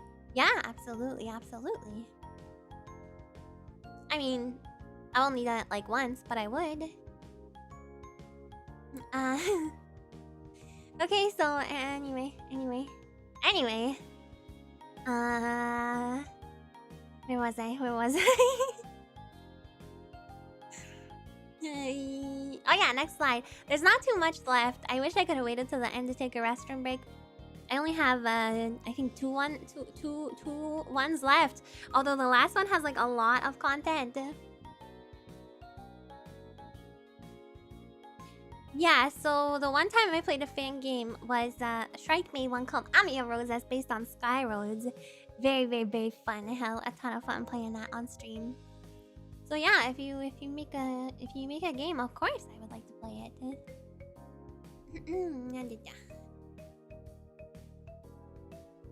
Okay. Sky Roads and Race the Sun. Yeah.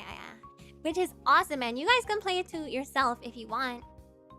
I have a link to it on my website.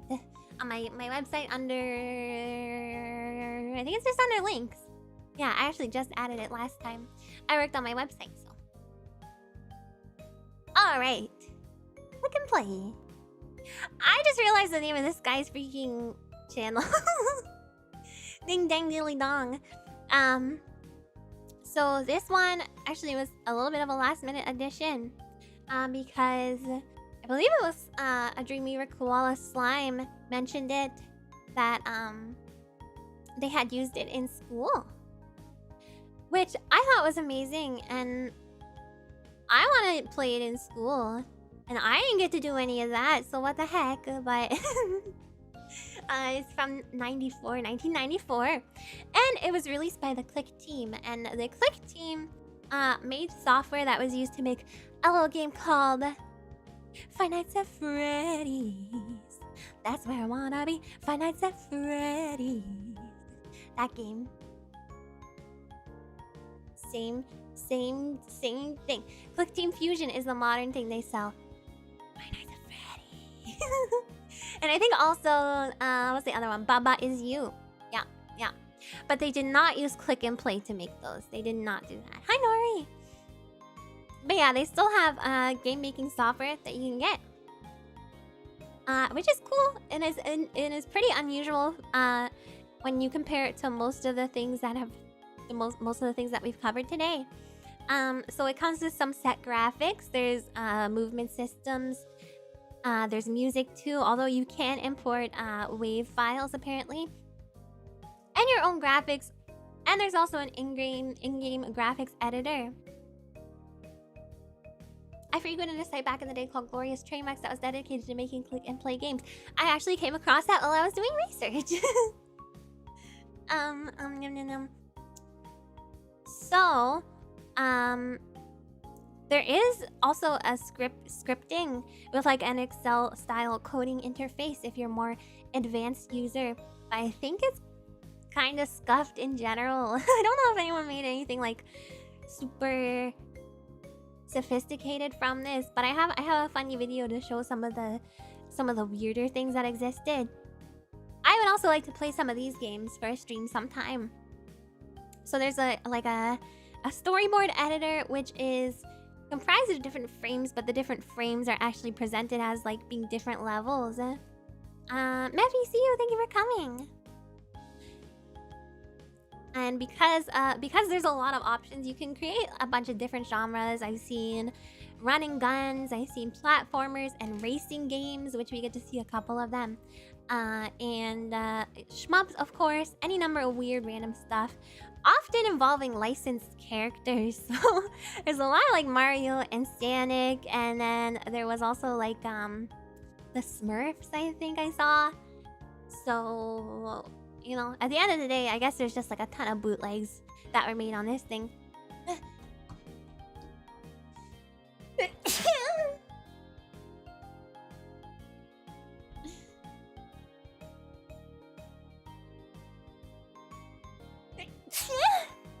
I'm sorry. Excuse me. So let's watch a video that goes over a couple of them. These are all like, you know, bootleg-esque. You know, they use licensed characters, but that's what makes it funny, right? Sorry, screw me. The new Wario order has finally gotten rid of Mario and his friends. Unfortunately, someone didn't like their cheap imitation in the minigames. Uh-oh. What does this mean? Oh no! Oh my god! Oh no! Mario, I can't believe he died, for it's real. Star Wolf. It's Star Wolf. Oh. Super Mario vs. NWO World Tour, composed by Biebersoft. Bieber, like Justin Bieber. So this is made using click and play, isn't that amazing? Some graphics and characters are property of Nintendo. But Bubba is a Just some Biebersoft of them, original. not all of them. Who is this? Who are we gonna see?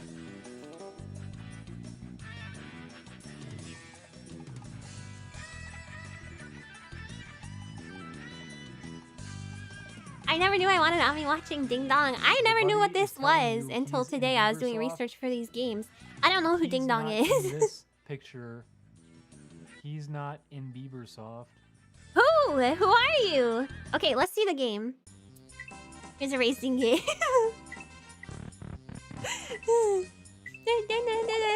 It does look very Hypnospace Outlaw-esque. That one is a game, I can tell you that. They're all games. Except without any randomness. This is...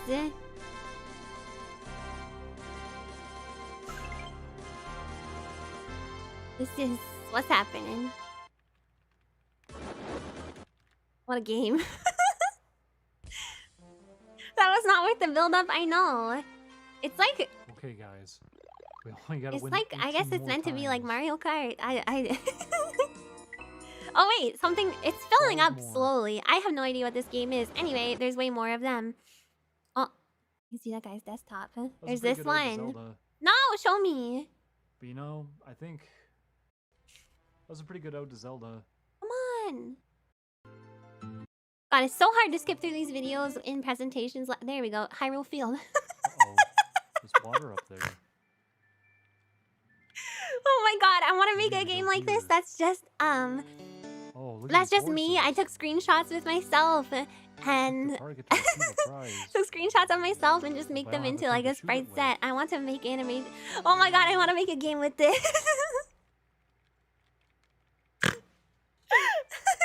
Hyrule Field. Amazing. Oh, it's called Another Ode to Zelda, the second quest. Then there's this. The graphics look like they're made with... Do you guys know the Microsoft 3D Paint or whatever? You did it, Bubba. You did it.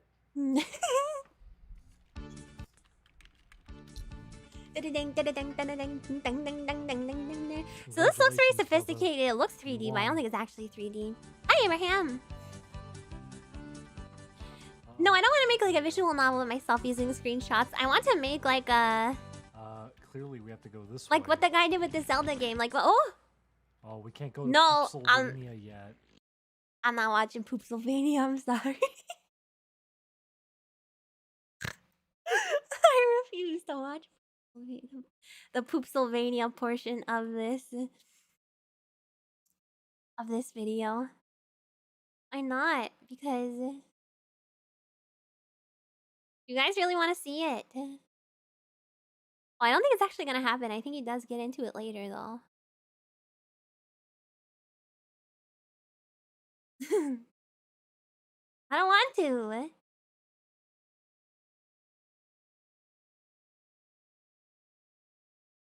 Don't say it's history. Your history. I see you, Naravarine. Only it didn't take forever to buffer when I skipped to a different thing. I don't know which place is the poop. What was it called? Poopsylvania? Oh my god.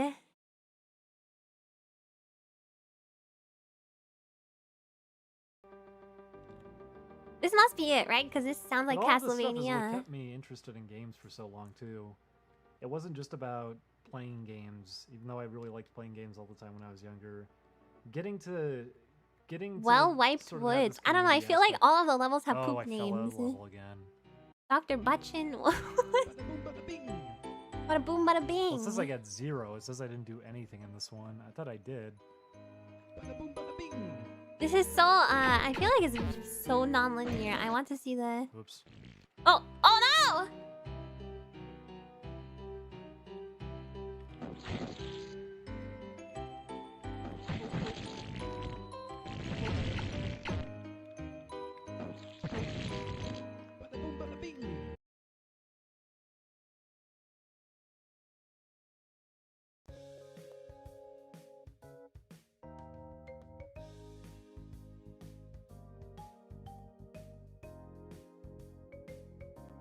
Next one is called ZZT. I need some water. I apologize. I apologize for that. Wait, is there anything I did not talk about? Okay, no, I got everything. Sorry. Sorry.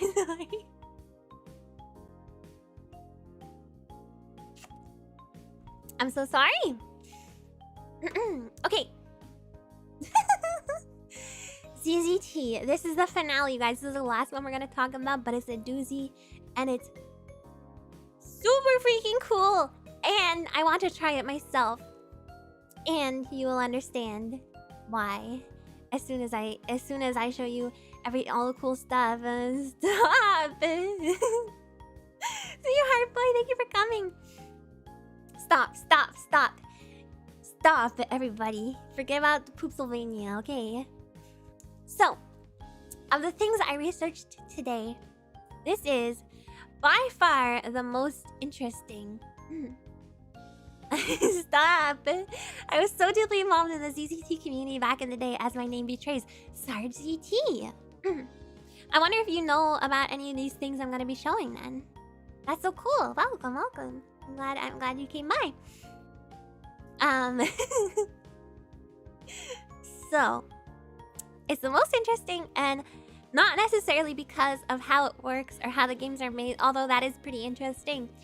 But mostly because of how people used it and how people still use it to this day. There is an incredible ZZT scene, I guess you could say.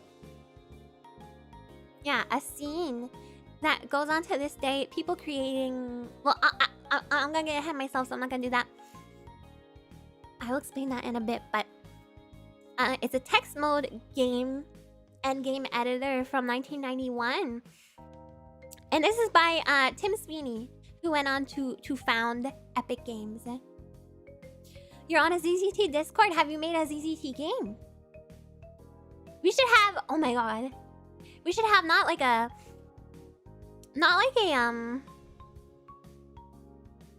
game jam, but we should have a ZZT, a community ZZT jam, you know. Wouldn't that be cool? So yeah, Tim Sweeney, who went on to found Epic Games.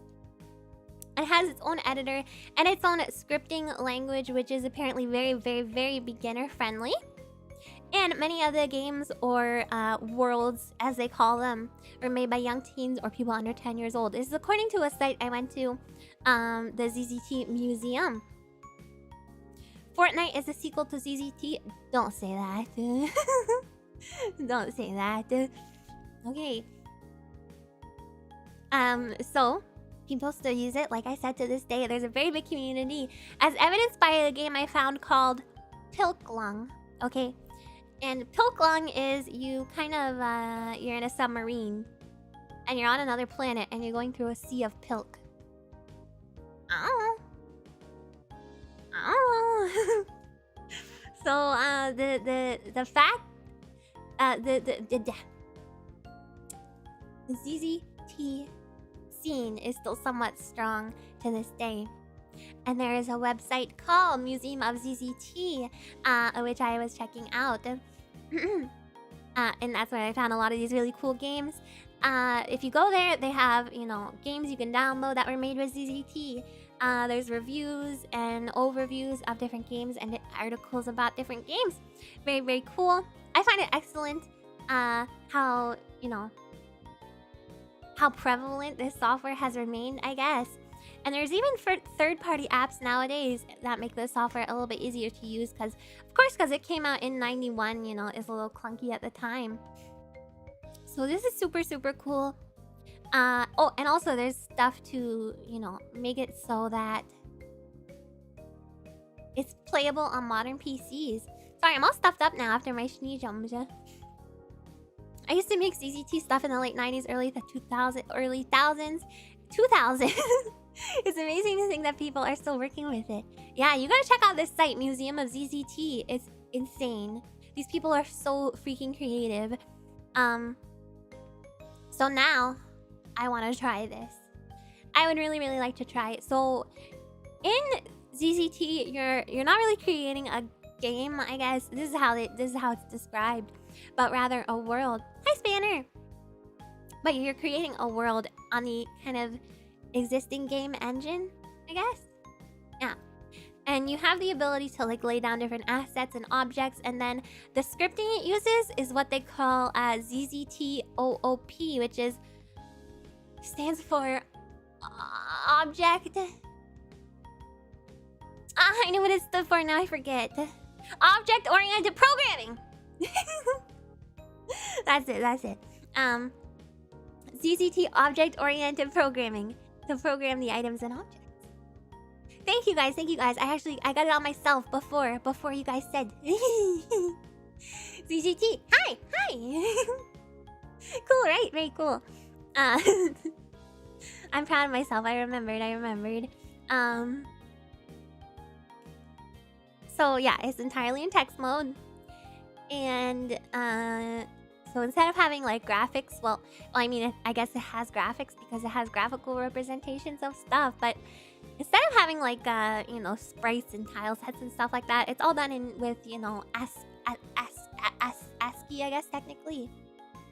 ZZT's object-oriented programming references its model of actors which pass messages. That might be over my head. If it's a joke, it might be over my head. If it's not a joke, it's definitely over my head. The protagonist is usually the smiley face. Yeah, the character you control is a little smiley face. So because of this, people get really creative. As you can see on the right here. It's a very pure OOP implementation in that sense. Oh, I just don't know enough about programming to understand that. Got it. I spent 20 years working in it with the ZZT community. Sorry. Don't be sorry. I'm very happy there are people who actually worked with this to educate me better on this sort of stuff. Have you mentioned World of ZZT? I mentioned Museum of ZZT. Yeah, I really want to try this one. I feel like this one's really cool. But yeah, people create really amazing stuff just like art. Look at this. It's just art, you know. Beautiful. And people use it not only to like make games, but to tell stories and stuff. I have a really cool example of that coming up. I'm gonna sneeze again. I'm so sorry.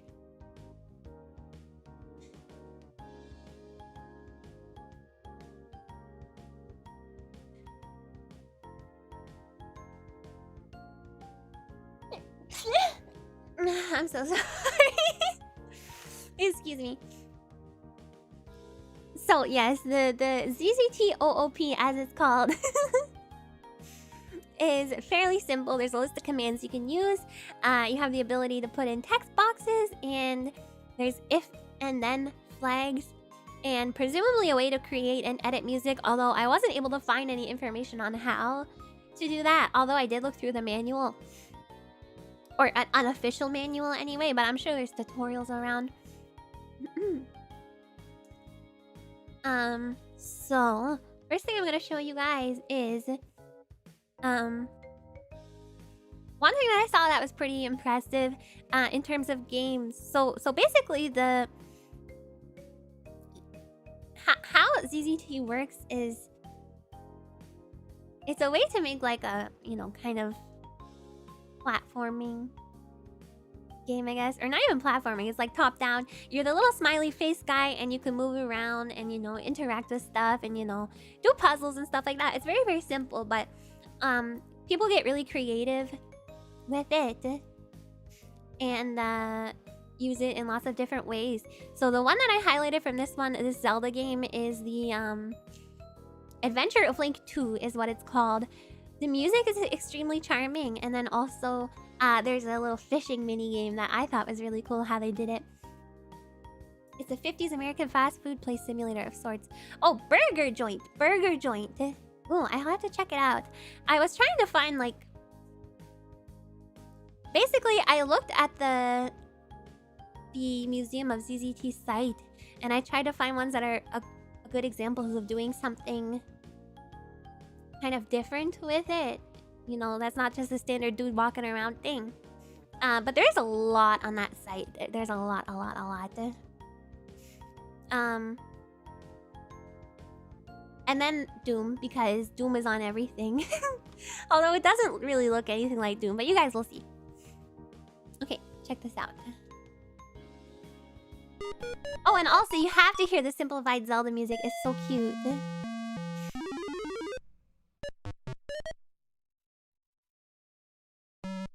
It's a fishing game. We love fishing mini games.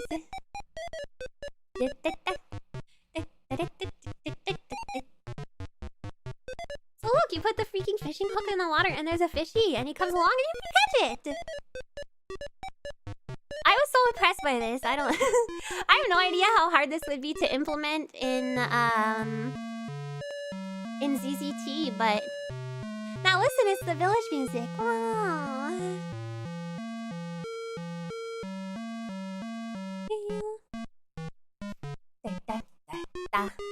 ZZT is one of those examples where extremely limited medium can bring out crazy creativity in people. Yeah, that's what I love about these, and I love about older games in general. People have to be so creative to like get around the limitations. It's really cool. It's creativity to a degree that I don't even think I would have if I tried to do stuff myself. These people's minds go to a place that I cannot even fathom. Oh, Dr. DOS 0016. Or DOS. It's me. I'm Worlds of ZZT. Hi! You're the site admin of Museum of ZZT. Oh my god! There's so many cool people coming to visit today. Hi! Thank you so much. I used your site a lot to research stuff about ZZT. I was very, very impressed with everything that I saw. And I don't have any experience in game development or programming or anything like that, but I thought to myself, this is something I would actually like to try. I would really, really like to try this. Okay, I'm going to show you guys Doom too, because Doom has to be on everything. And then in the next one, I have an example of like the creative things that people did. Throughout the ages. Thank you, Worlds of ZZT, for the video, by the way. That being said, I'm just gonna skip to the. There we go. There's the. There's the DOS or the Doom logo. Okay, let's not have any pictures. Oh, I love your stream overlay. That's really cool. I mean, this is Doom. I just realized that is your chat and it's not like a part of the. That's so cool. Enemies. You got troopers and sergeants and imps and demons. There we go. Barons of hell, lost souls, and all sorts of items to help you guys. Hey, not too rough. Ultra violence nightmare. Oh my god, there's difficulty levels and everything. Important note. It's so cool. Welcome to my ZZT's version of Doom. The real Doom game is a lightning-fast virtual reality adventure. Similar to Wolfenstein 3D, but far better. Created by id I agree. Software, of which I am It's the older no layer way of the connected. stream since then You DOS can order patched the game real engine to game provide by more calling helpful one layout. of your Ooh. ID games. The Doom Thank you logo for your and the Doom excellent service. are trademarked Is in it id DOS? Software, Is it which I use DOS? without I permission. don't Stock. Do not charge for this game. Its software would probably not like You can that. order the real game. Does that phone number still exist? P.S. No way, right? Yes, the backpack. Anyway, here's Doom. This version of Doom is a fan game. The ZZT community in the 90s had many such fan games. Oh, so this is actually from the 90s, so that's why... Naruhodo. So that's why it was like, call id Software and buy Doom. Don't... I thought it was including the phone number as a meme. DOS like the operating system. Cool. I got it. I will definitely remember. And never have to ask that again. I'm not gonna remember. Okay.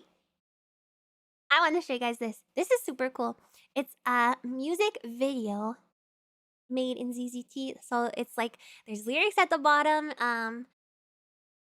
There is this little robot dude or alien, I guess. He sings it. And there's music. This was the thing where I was like, God, people are so creative and cool. You help with this animation. It's one of those really engine limitation pushing things. It's so cool. Oh my god. Cool. Wow. I'm so impressed, you guys. What happened in 2011? Oh. The ZZT community started making games in 1991, and there's been new games made every year except 2000. Yeah, what happened in 2011? There was no new, just like nobody did anything. Like, is there... I'm scared. But Gofia did not fall in 2011. It fell in 2021. Just nobody did anything. Okay, you made it sound super ominous and scary. Oh my god. Okay. I thought there was like a...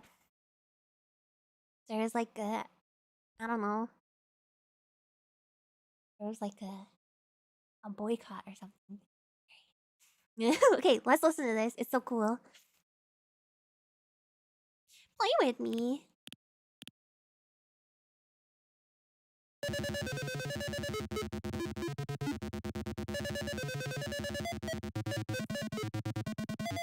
I want to learn this so I can sing along to it. This is made in ZZT. This is crazy.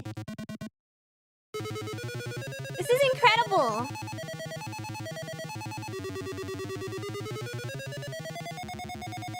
So I think there is only, based on just what I'm hearing, I think there is only one sound channel, and some of you guys, since you're experienced with this and involved in the ZZT community, you guys can probably extrapolate on that a little bit. But basically they're alternating the tones, so one is like the bass tone, and then one is the melody. But they're not playing at the same time, they're being alternated to kind of give the illusion that they're both playing at once. Yeah, PC speaker.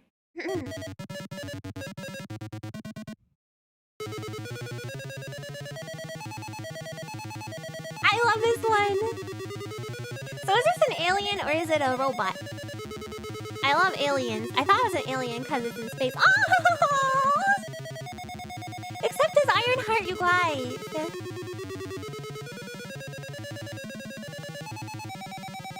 Except his iron heart. Again!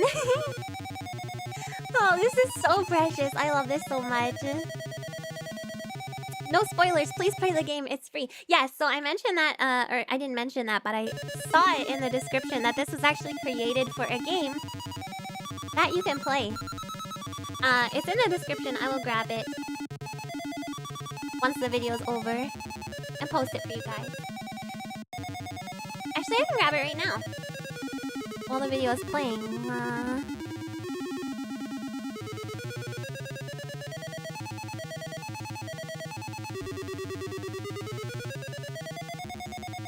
The game is On a Distant Moon. So, for my understanding of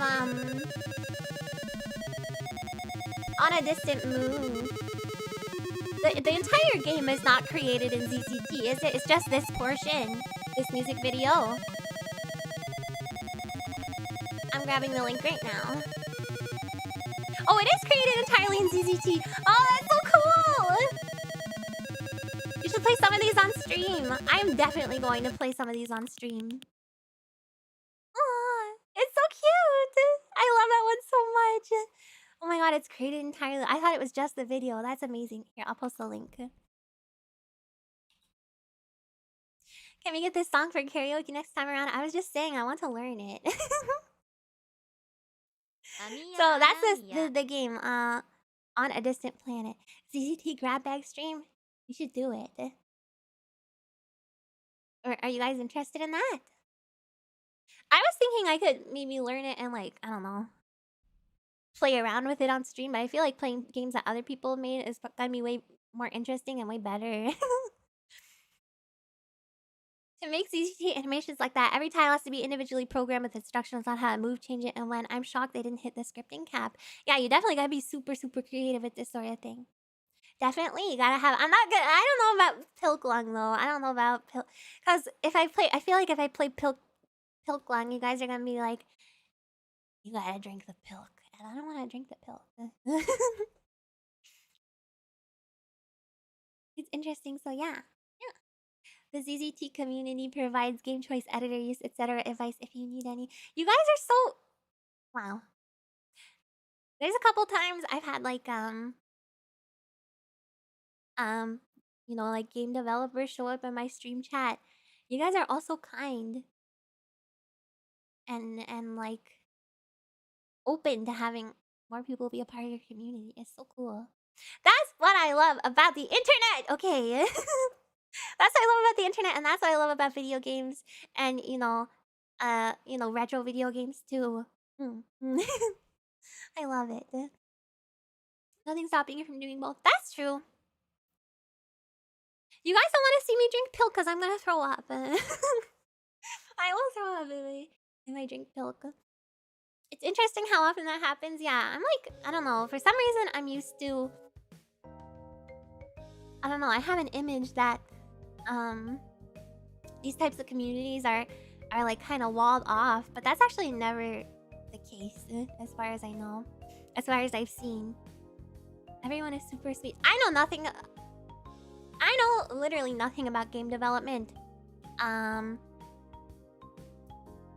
So I don't know how far I'm gonna get with something like this. But I mean, if kids and teenagers can learn to use it, you know, maybe they do something. I just want to know how Dr. Doss knew this was going down. You got DM the moment ZZT was mentioned. Who? We got some hidden. We got some people hiding. Who was it? Cause I didn't even mention ZZT anywhere in the description or anything. It's just in the thumbnail. Oh, Tom, it was you. You know, you literally do know everyone. If I could use ZZT when I was like 16, then you can do it now. Sometimes my brain is surprising to even me, but I'm sure I could. Pilk is not an interesting meme. Please don't force yourself to drink anything. No. I'm not gonna drink the pilk. I will definitely throw up. ZZT guys can sense anytime ZZT is mentioned anywhere on the internet. It's like a spidey sense. No, Tom just gave away the game, you guys. I know how it actually happened. Thank you, Tom. This is an enhanced version called Weave ZZT, which adds a lot of features to the engine now. There's a lot to discover. Thank you for spotlighting us. Of course. I will do it again in the future. A ZZT Games stream is definitely on my horizon. Probably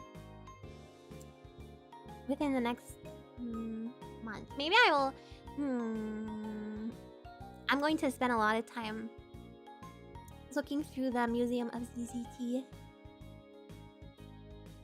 It's pretty easy to get started with. I think the youngest confirmed author was like 8 or 9 when they made their first game. I'm gonna get schooled by an 8 or 9-year-old. Oh yeah, Weave ZZT because I'm a dream weaving spider. You were 11, 12. I'm gonna get schooled by 8, 9, 11, 12-year-old. Okay. Maybe I will try and learn it myself off stream some, and then eventually maybe we can play around with it. But I think in the more immediate future, playing games is definitely there. Anyway, that's ZZT. I wanted to save the best for last because I thought it was so interesting how something so old and kind of rudimentary, in all honesty, has such a comprehensive scene of people still, a community of people still engaging with it today. I thought that was so cool. So I saved that for the end. But there was lots more game making software that I did not get a chance to write about. So basically, the reason I had 32 slides was because I initially had like 32. But a lot of them are very, very similar to some of the other ones. A lot of them were just, you know, DOS, like adventure game makers. There's some fighting game makers. But I ended up getting so in depth into some of the ones I researched that I was like, I don't think I can. I definitely can't do all of these. I did not think there was going to be this much material. Yorozuya, thank you so much for becoming a bucko. Thank you. Can I get some buckles in the chat for Yorozuya, please? Mega Zeus is a go on to look into. It's the spiritual successor to ZZT from 1994. Okay. Yeah, so there was a honestly, I wish I would have included one of the fighting game ones, because that's kind of one of the, in retrospect, going through the presentation now, that's kind of one of the ones that is a genre that's not covered by any of these other game creation software. Mugen, and there's also one called 2D... what's it called? 2D Fighter Maker 95 is another one. That looked really interesting, so I want to take some more time on my own to learn about this stuff. I'm impressed you got this much research done in only a few days. This was a great stream. I'm glad you guys liked it. I'm sorry if I sounded ignorant about some of the things. Like I said, a lot of this stuff is kind of over my head. The fighting game ones are cool. I recall a 2019 release which used a fighting game maker from like 1998. That might be the one. I mean, this one is 95, so it might be in the same series. There was a couple of them. I dropped a link to Zelda Classic in the Discord before the stream. Some good 2D Zelda style games made with that you can check out. Thank you so much. Don't get yourself down. This is a great presentation. No, I'm not trying to be, you know, self-depreciating or anything. I'm just trying to say, like, I always worry that I'm gonna miss something with this type of thing, because some of the stuff that I read about, I just, like, can't understand. I know a guy who made multiple games with Stepmania, but I think Stepmania probably isn't a game making software. I mean, if you can make a game with it. There are edits and games made on Mugen even today, and stuff like Salty Beds. Oh my god, I remember Salty Beds. We don't expect you to know everything. It's interesting to hear about stuff you're interested in. I hadn't actually heard of ZZT. Now I want to be the... What if I made a VTuber model in ZZT? Many of these niche things have communities which might be a little hard to find, but we'll love to help you with any questions a content creator might have. Thank you guys so much for stopping by. That was really awesome. That was really awesome. I love it. That's why the internet is so cool. We should have a ZZT game jam. You don't have to apologize for not knowing things. I appreciate your enthusiasm to learn and share knowledge. I'm glad you guys do. And you know, if you're like, I don't know quite what she meant by this, or I didn't understand quite what she was saying when she explained this. At least now you can, you know, you have the terminology and some insight into what is out there, so you can look more into it yourselves if you want to. Salty Bet is still going right now. It's Terminator Orochi versus Foreigner. Wait, like the band Foreigner? Or like, fill my eyes eyes with that double vision. We have a yearly ZZT Troll Game Jam in October, but we sure wouldn't mind another one. I just think it would be cool for like, I mean, of course, anyone could participate, but if, you know, Dreamweavers just made games and I could play them on stream, that would be cool. Well, of course, I would want to participate as well, and I don't know how to use this yet, so...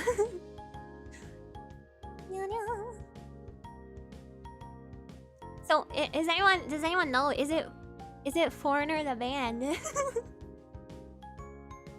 Always bet on DBZ. I don't know if that's true. That's something that seems like it would be true. I remember seeing like, you know, Goku fighting whoever, and it's like, Goku can defeat anyone.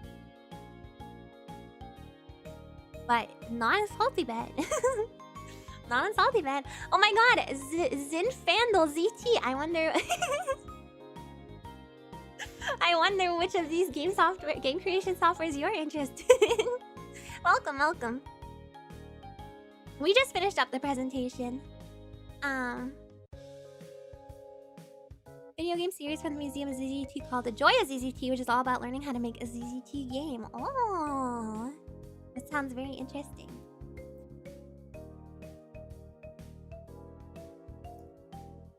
Yeah. I'm sorry, you just missed it, but I was just saying to some of the other, there's dozens of us, some of the other can I call you ZZT people?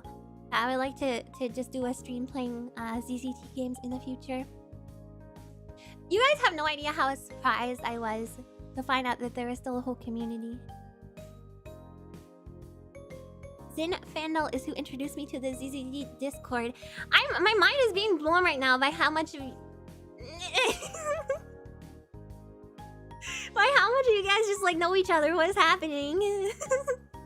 ZZTers. Superman vs Goku semi-official fight, and once Superman, the winner was decided by votes. See, that's not fair, because you know Goku would be Superman. Come on. Superman's weak to kryptonite. All Goku has to do is like wish for kryptonite. And it's done. ZZT people sure turn up. They sure do. Thank you guys. ZZT buckles. Had no idea this community was still going strong. I should join that Discord. Do it. Do it. By how much? Yeah. Wait, what?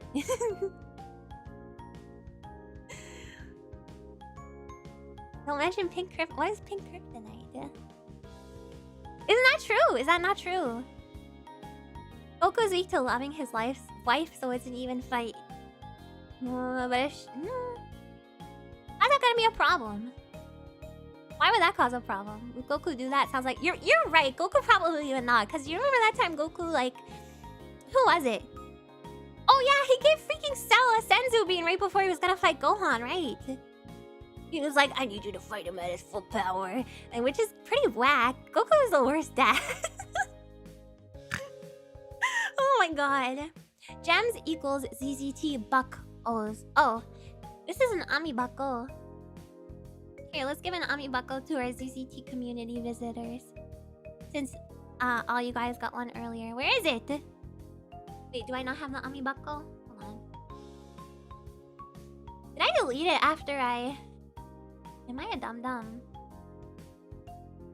Oh, I might have deleted it after I showed it last time. He is the worst dad. Piccolo is a better dad. I say it. Image. Add existing. I have so much crap. Here we go. Ami buckle. Here you go. Ami buckles for you guys. No, the economy is fine. Okay, it still exists on my computer, which means the economy is not in shambles. Goku would lose to an android made of surrender. What are you talking about? Okay, but Vegeta would defeat Superman because we know Vegeta is not afraid of playing dirty, right? Yeah. Wasn't Goku that didn't know a wife was even though he was married? No, he didn't know what kissing was even though he was married and had 2 children. See you, Katsuki. Have a good sleep. Have a good sleep. Oh, my throat, as usual, is swammed because of talking so much. Oh, I'm glad it went over well and you guys had fun though and you guys learned some stuff. Goku. Poor guy. He didn't find out until Dragon Ball Super, yeah. Goku doesn't romance, I guess, but he does. Chi-Chi's trapped in a loveless marriage. Aww. If you make fun of his same pride, then you have a good chance of winning.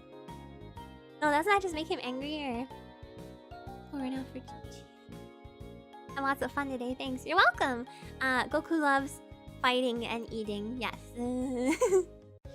Chi-Chi doing her best. He goes straight to business, oh god. How was the stream? Stream went really well, Luminous Wings. I hope you can, check out the VOD. Chi-Chi is a better parent than Goku. Yeah, because she's like, I don't want you to fight. I want you to go to school. Which at the time I thought was lame, but now I'm like, I understand not wanting your son to die, I know barely anything about most of the content and pretty much all your presentation streams. You always teach me so much. I'm happy. So happy. Presentation was lots of fun. Yatta! But my throat is definitely schwammo today. Oh, I'm really nervous for my trip, you guys. At least I don't have that much to do left. I just have to do some cleaning so that my parents can come feed my kitties while I'm gone. She is very controlling, but I feel like she's a better parent than Goku, maybe. When are we getting buckle glasses? What's that? Like eyeglasses? What was I saying? Oh, I have to do the cat boxes, and I have to do laundry, and I have to...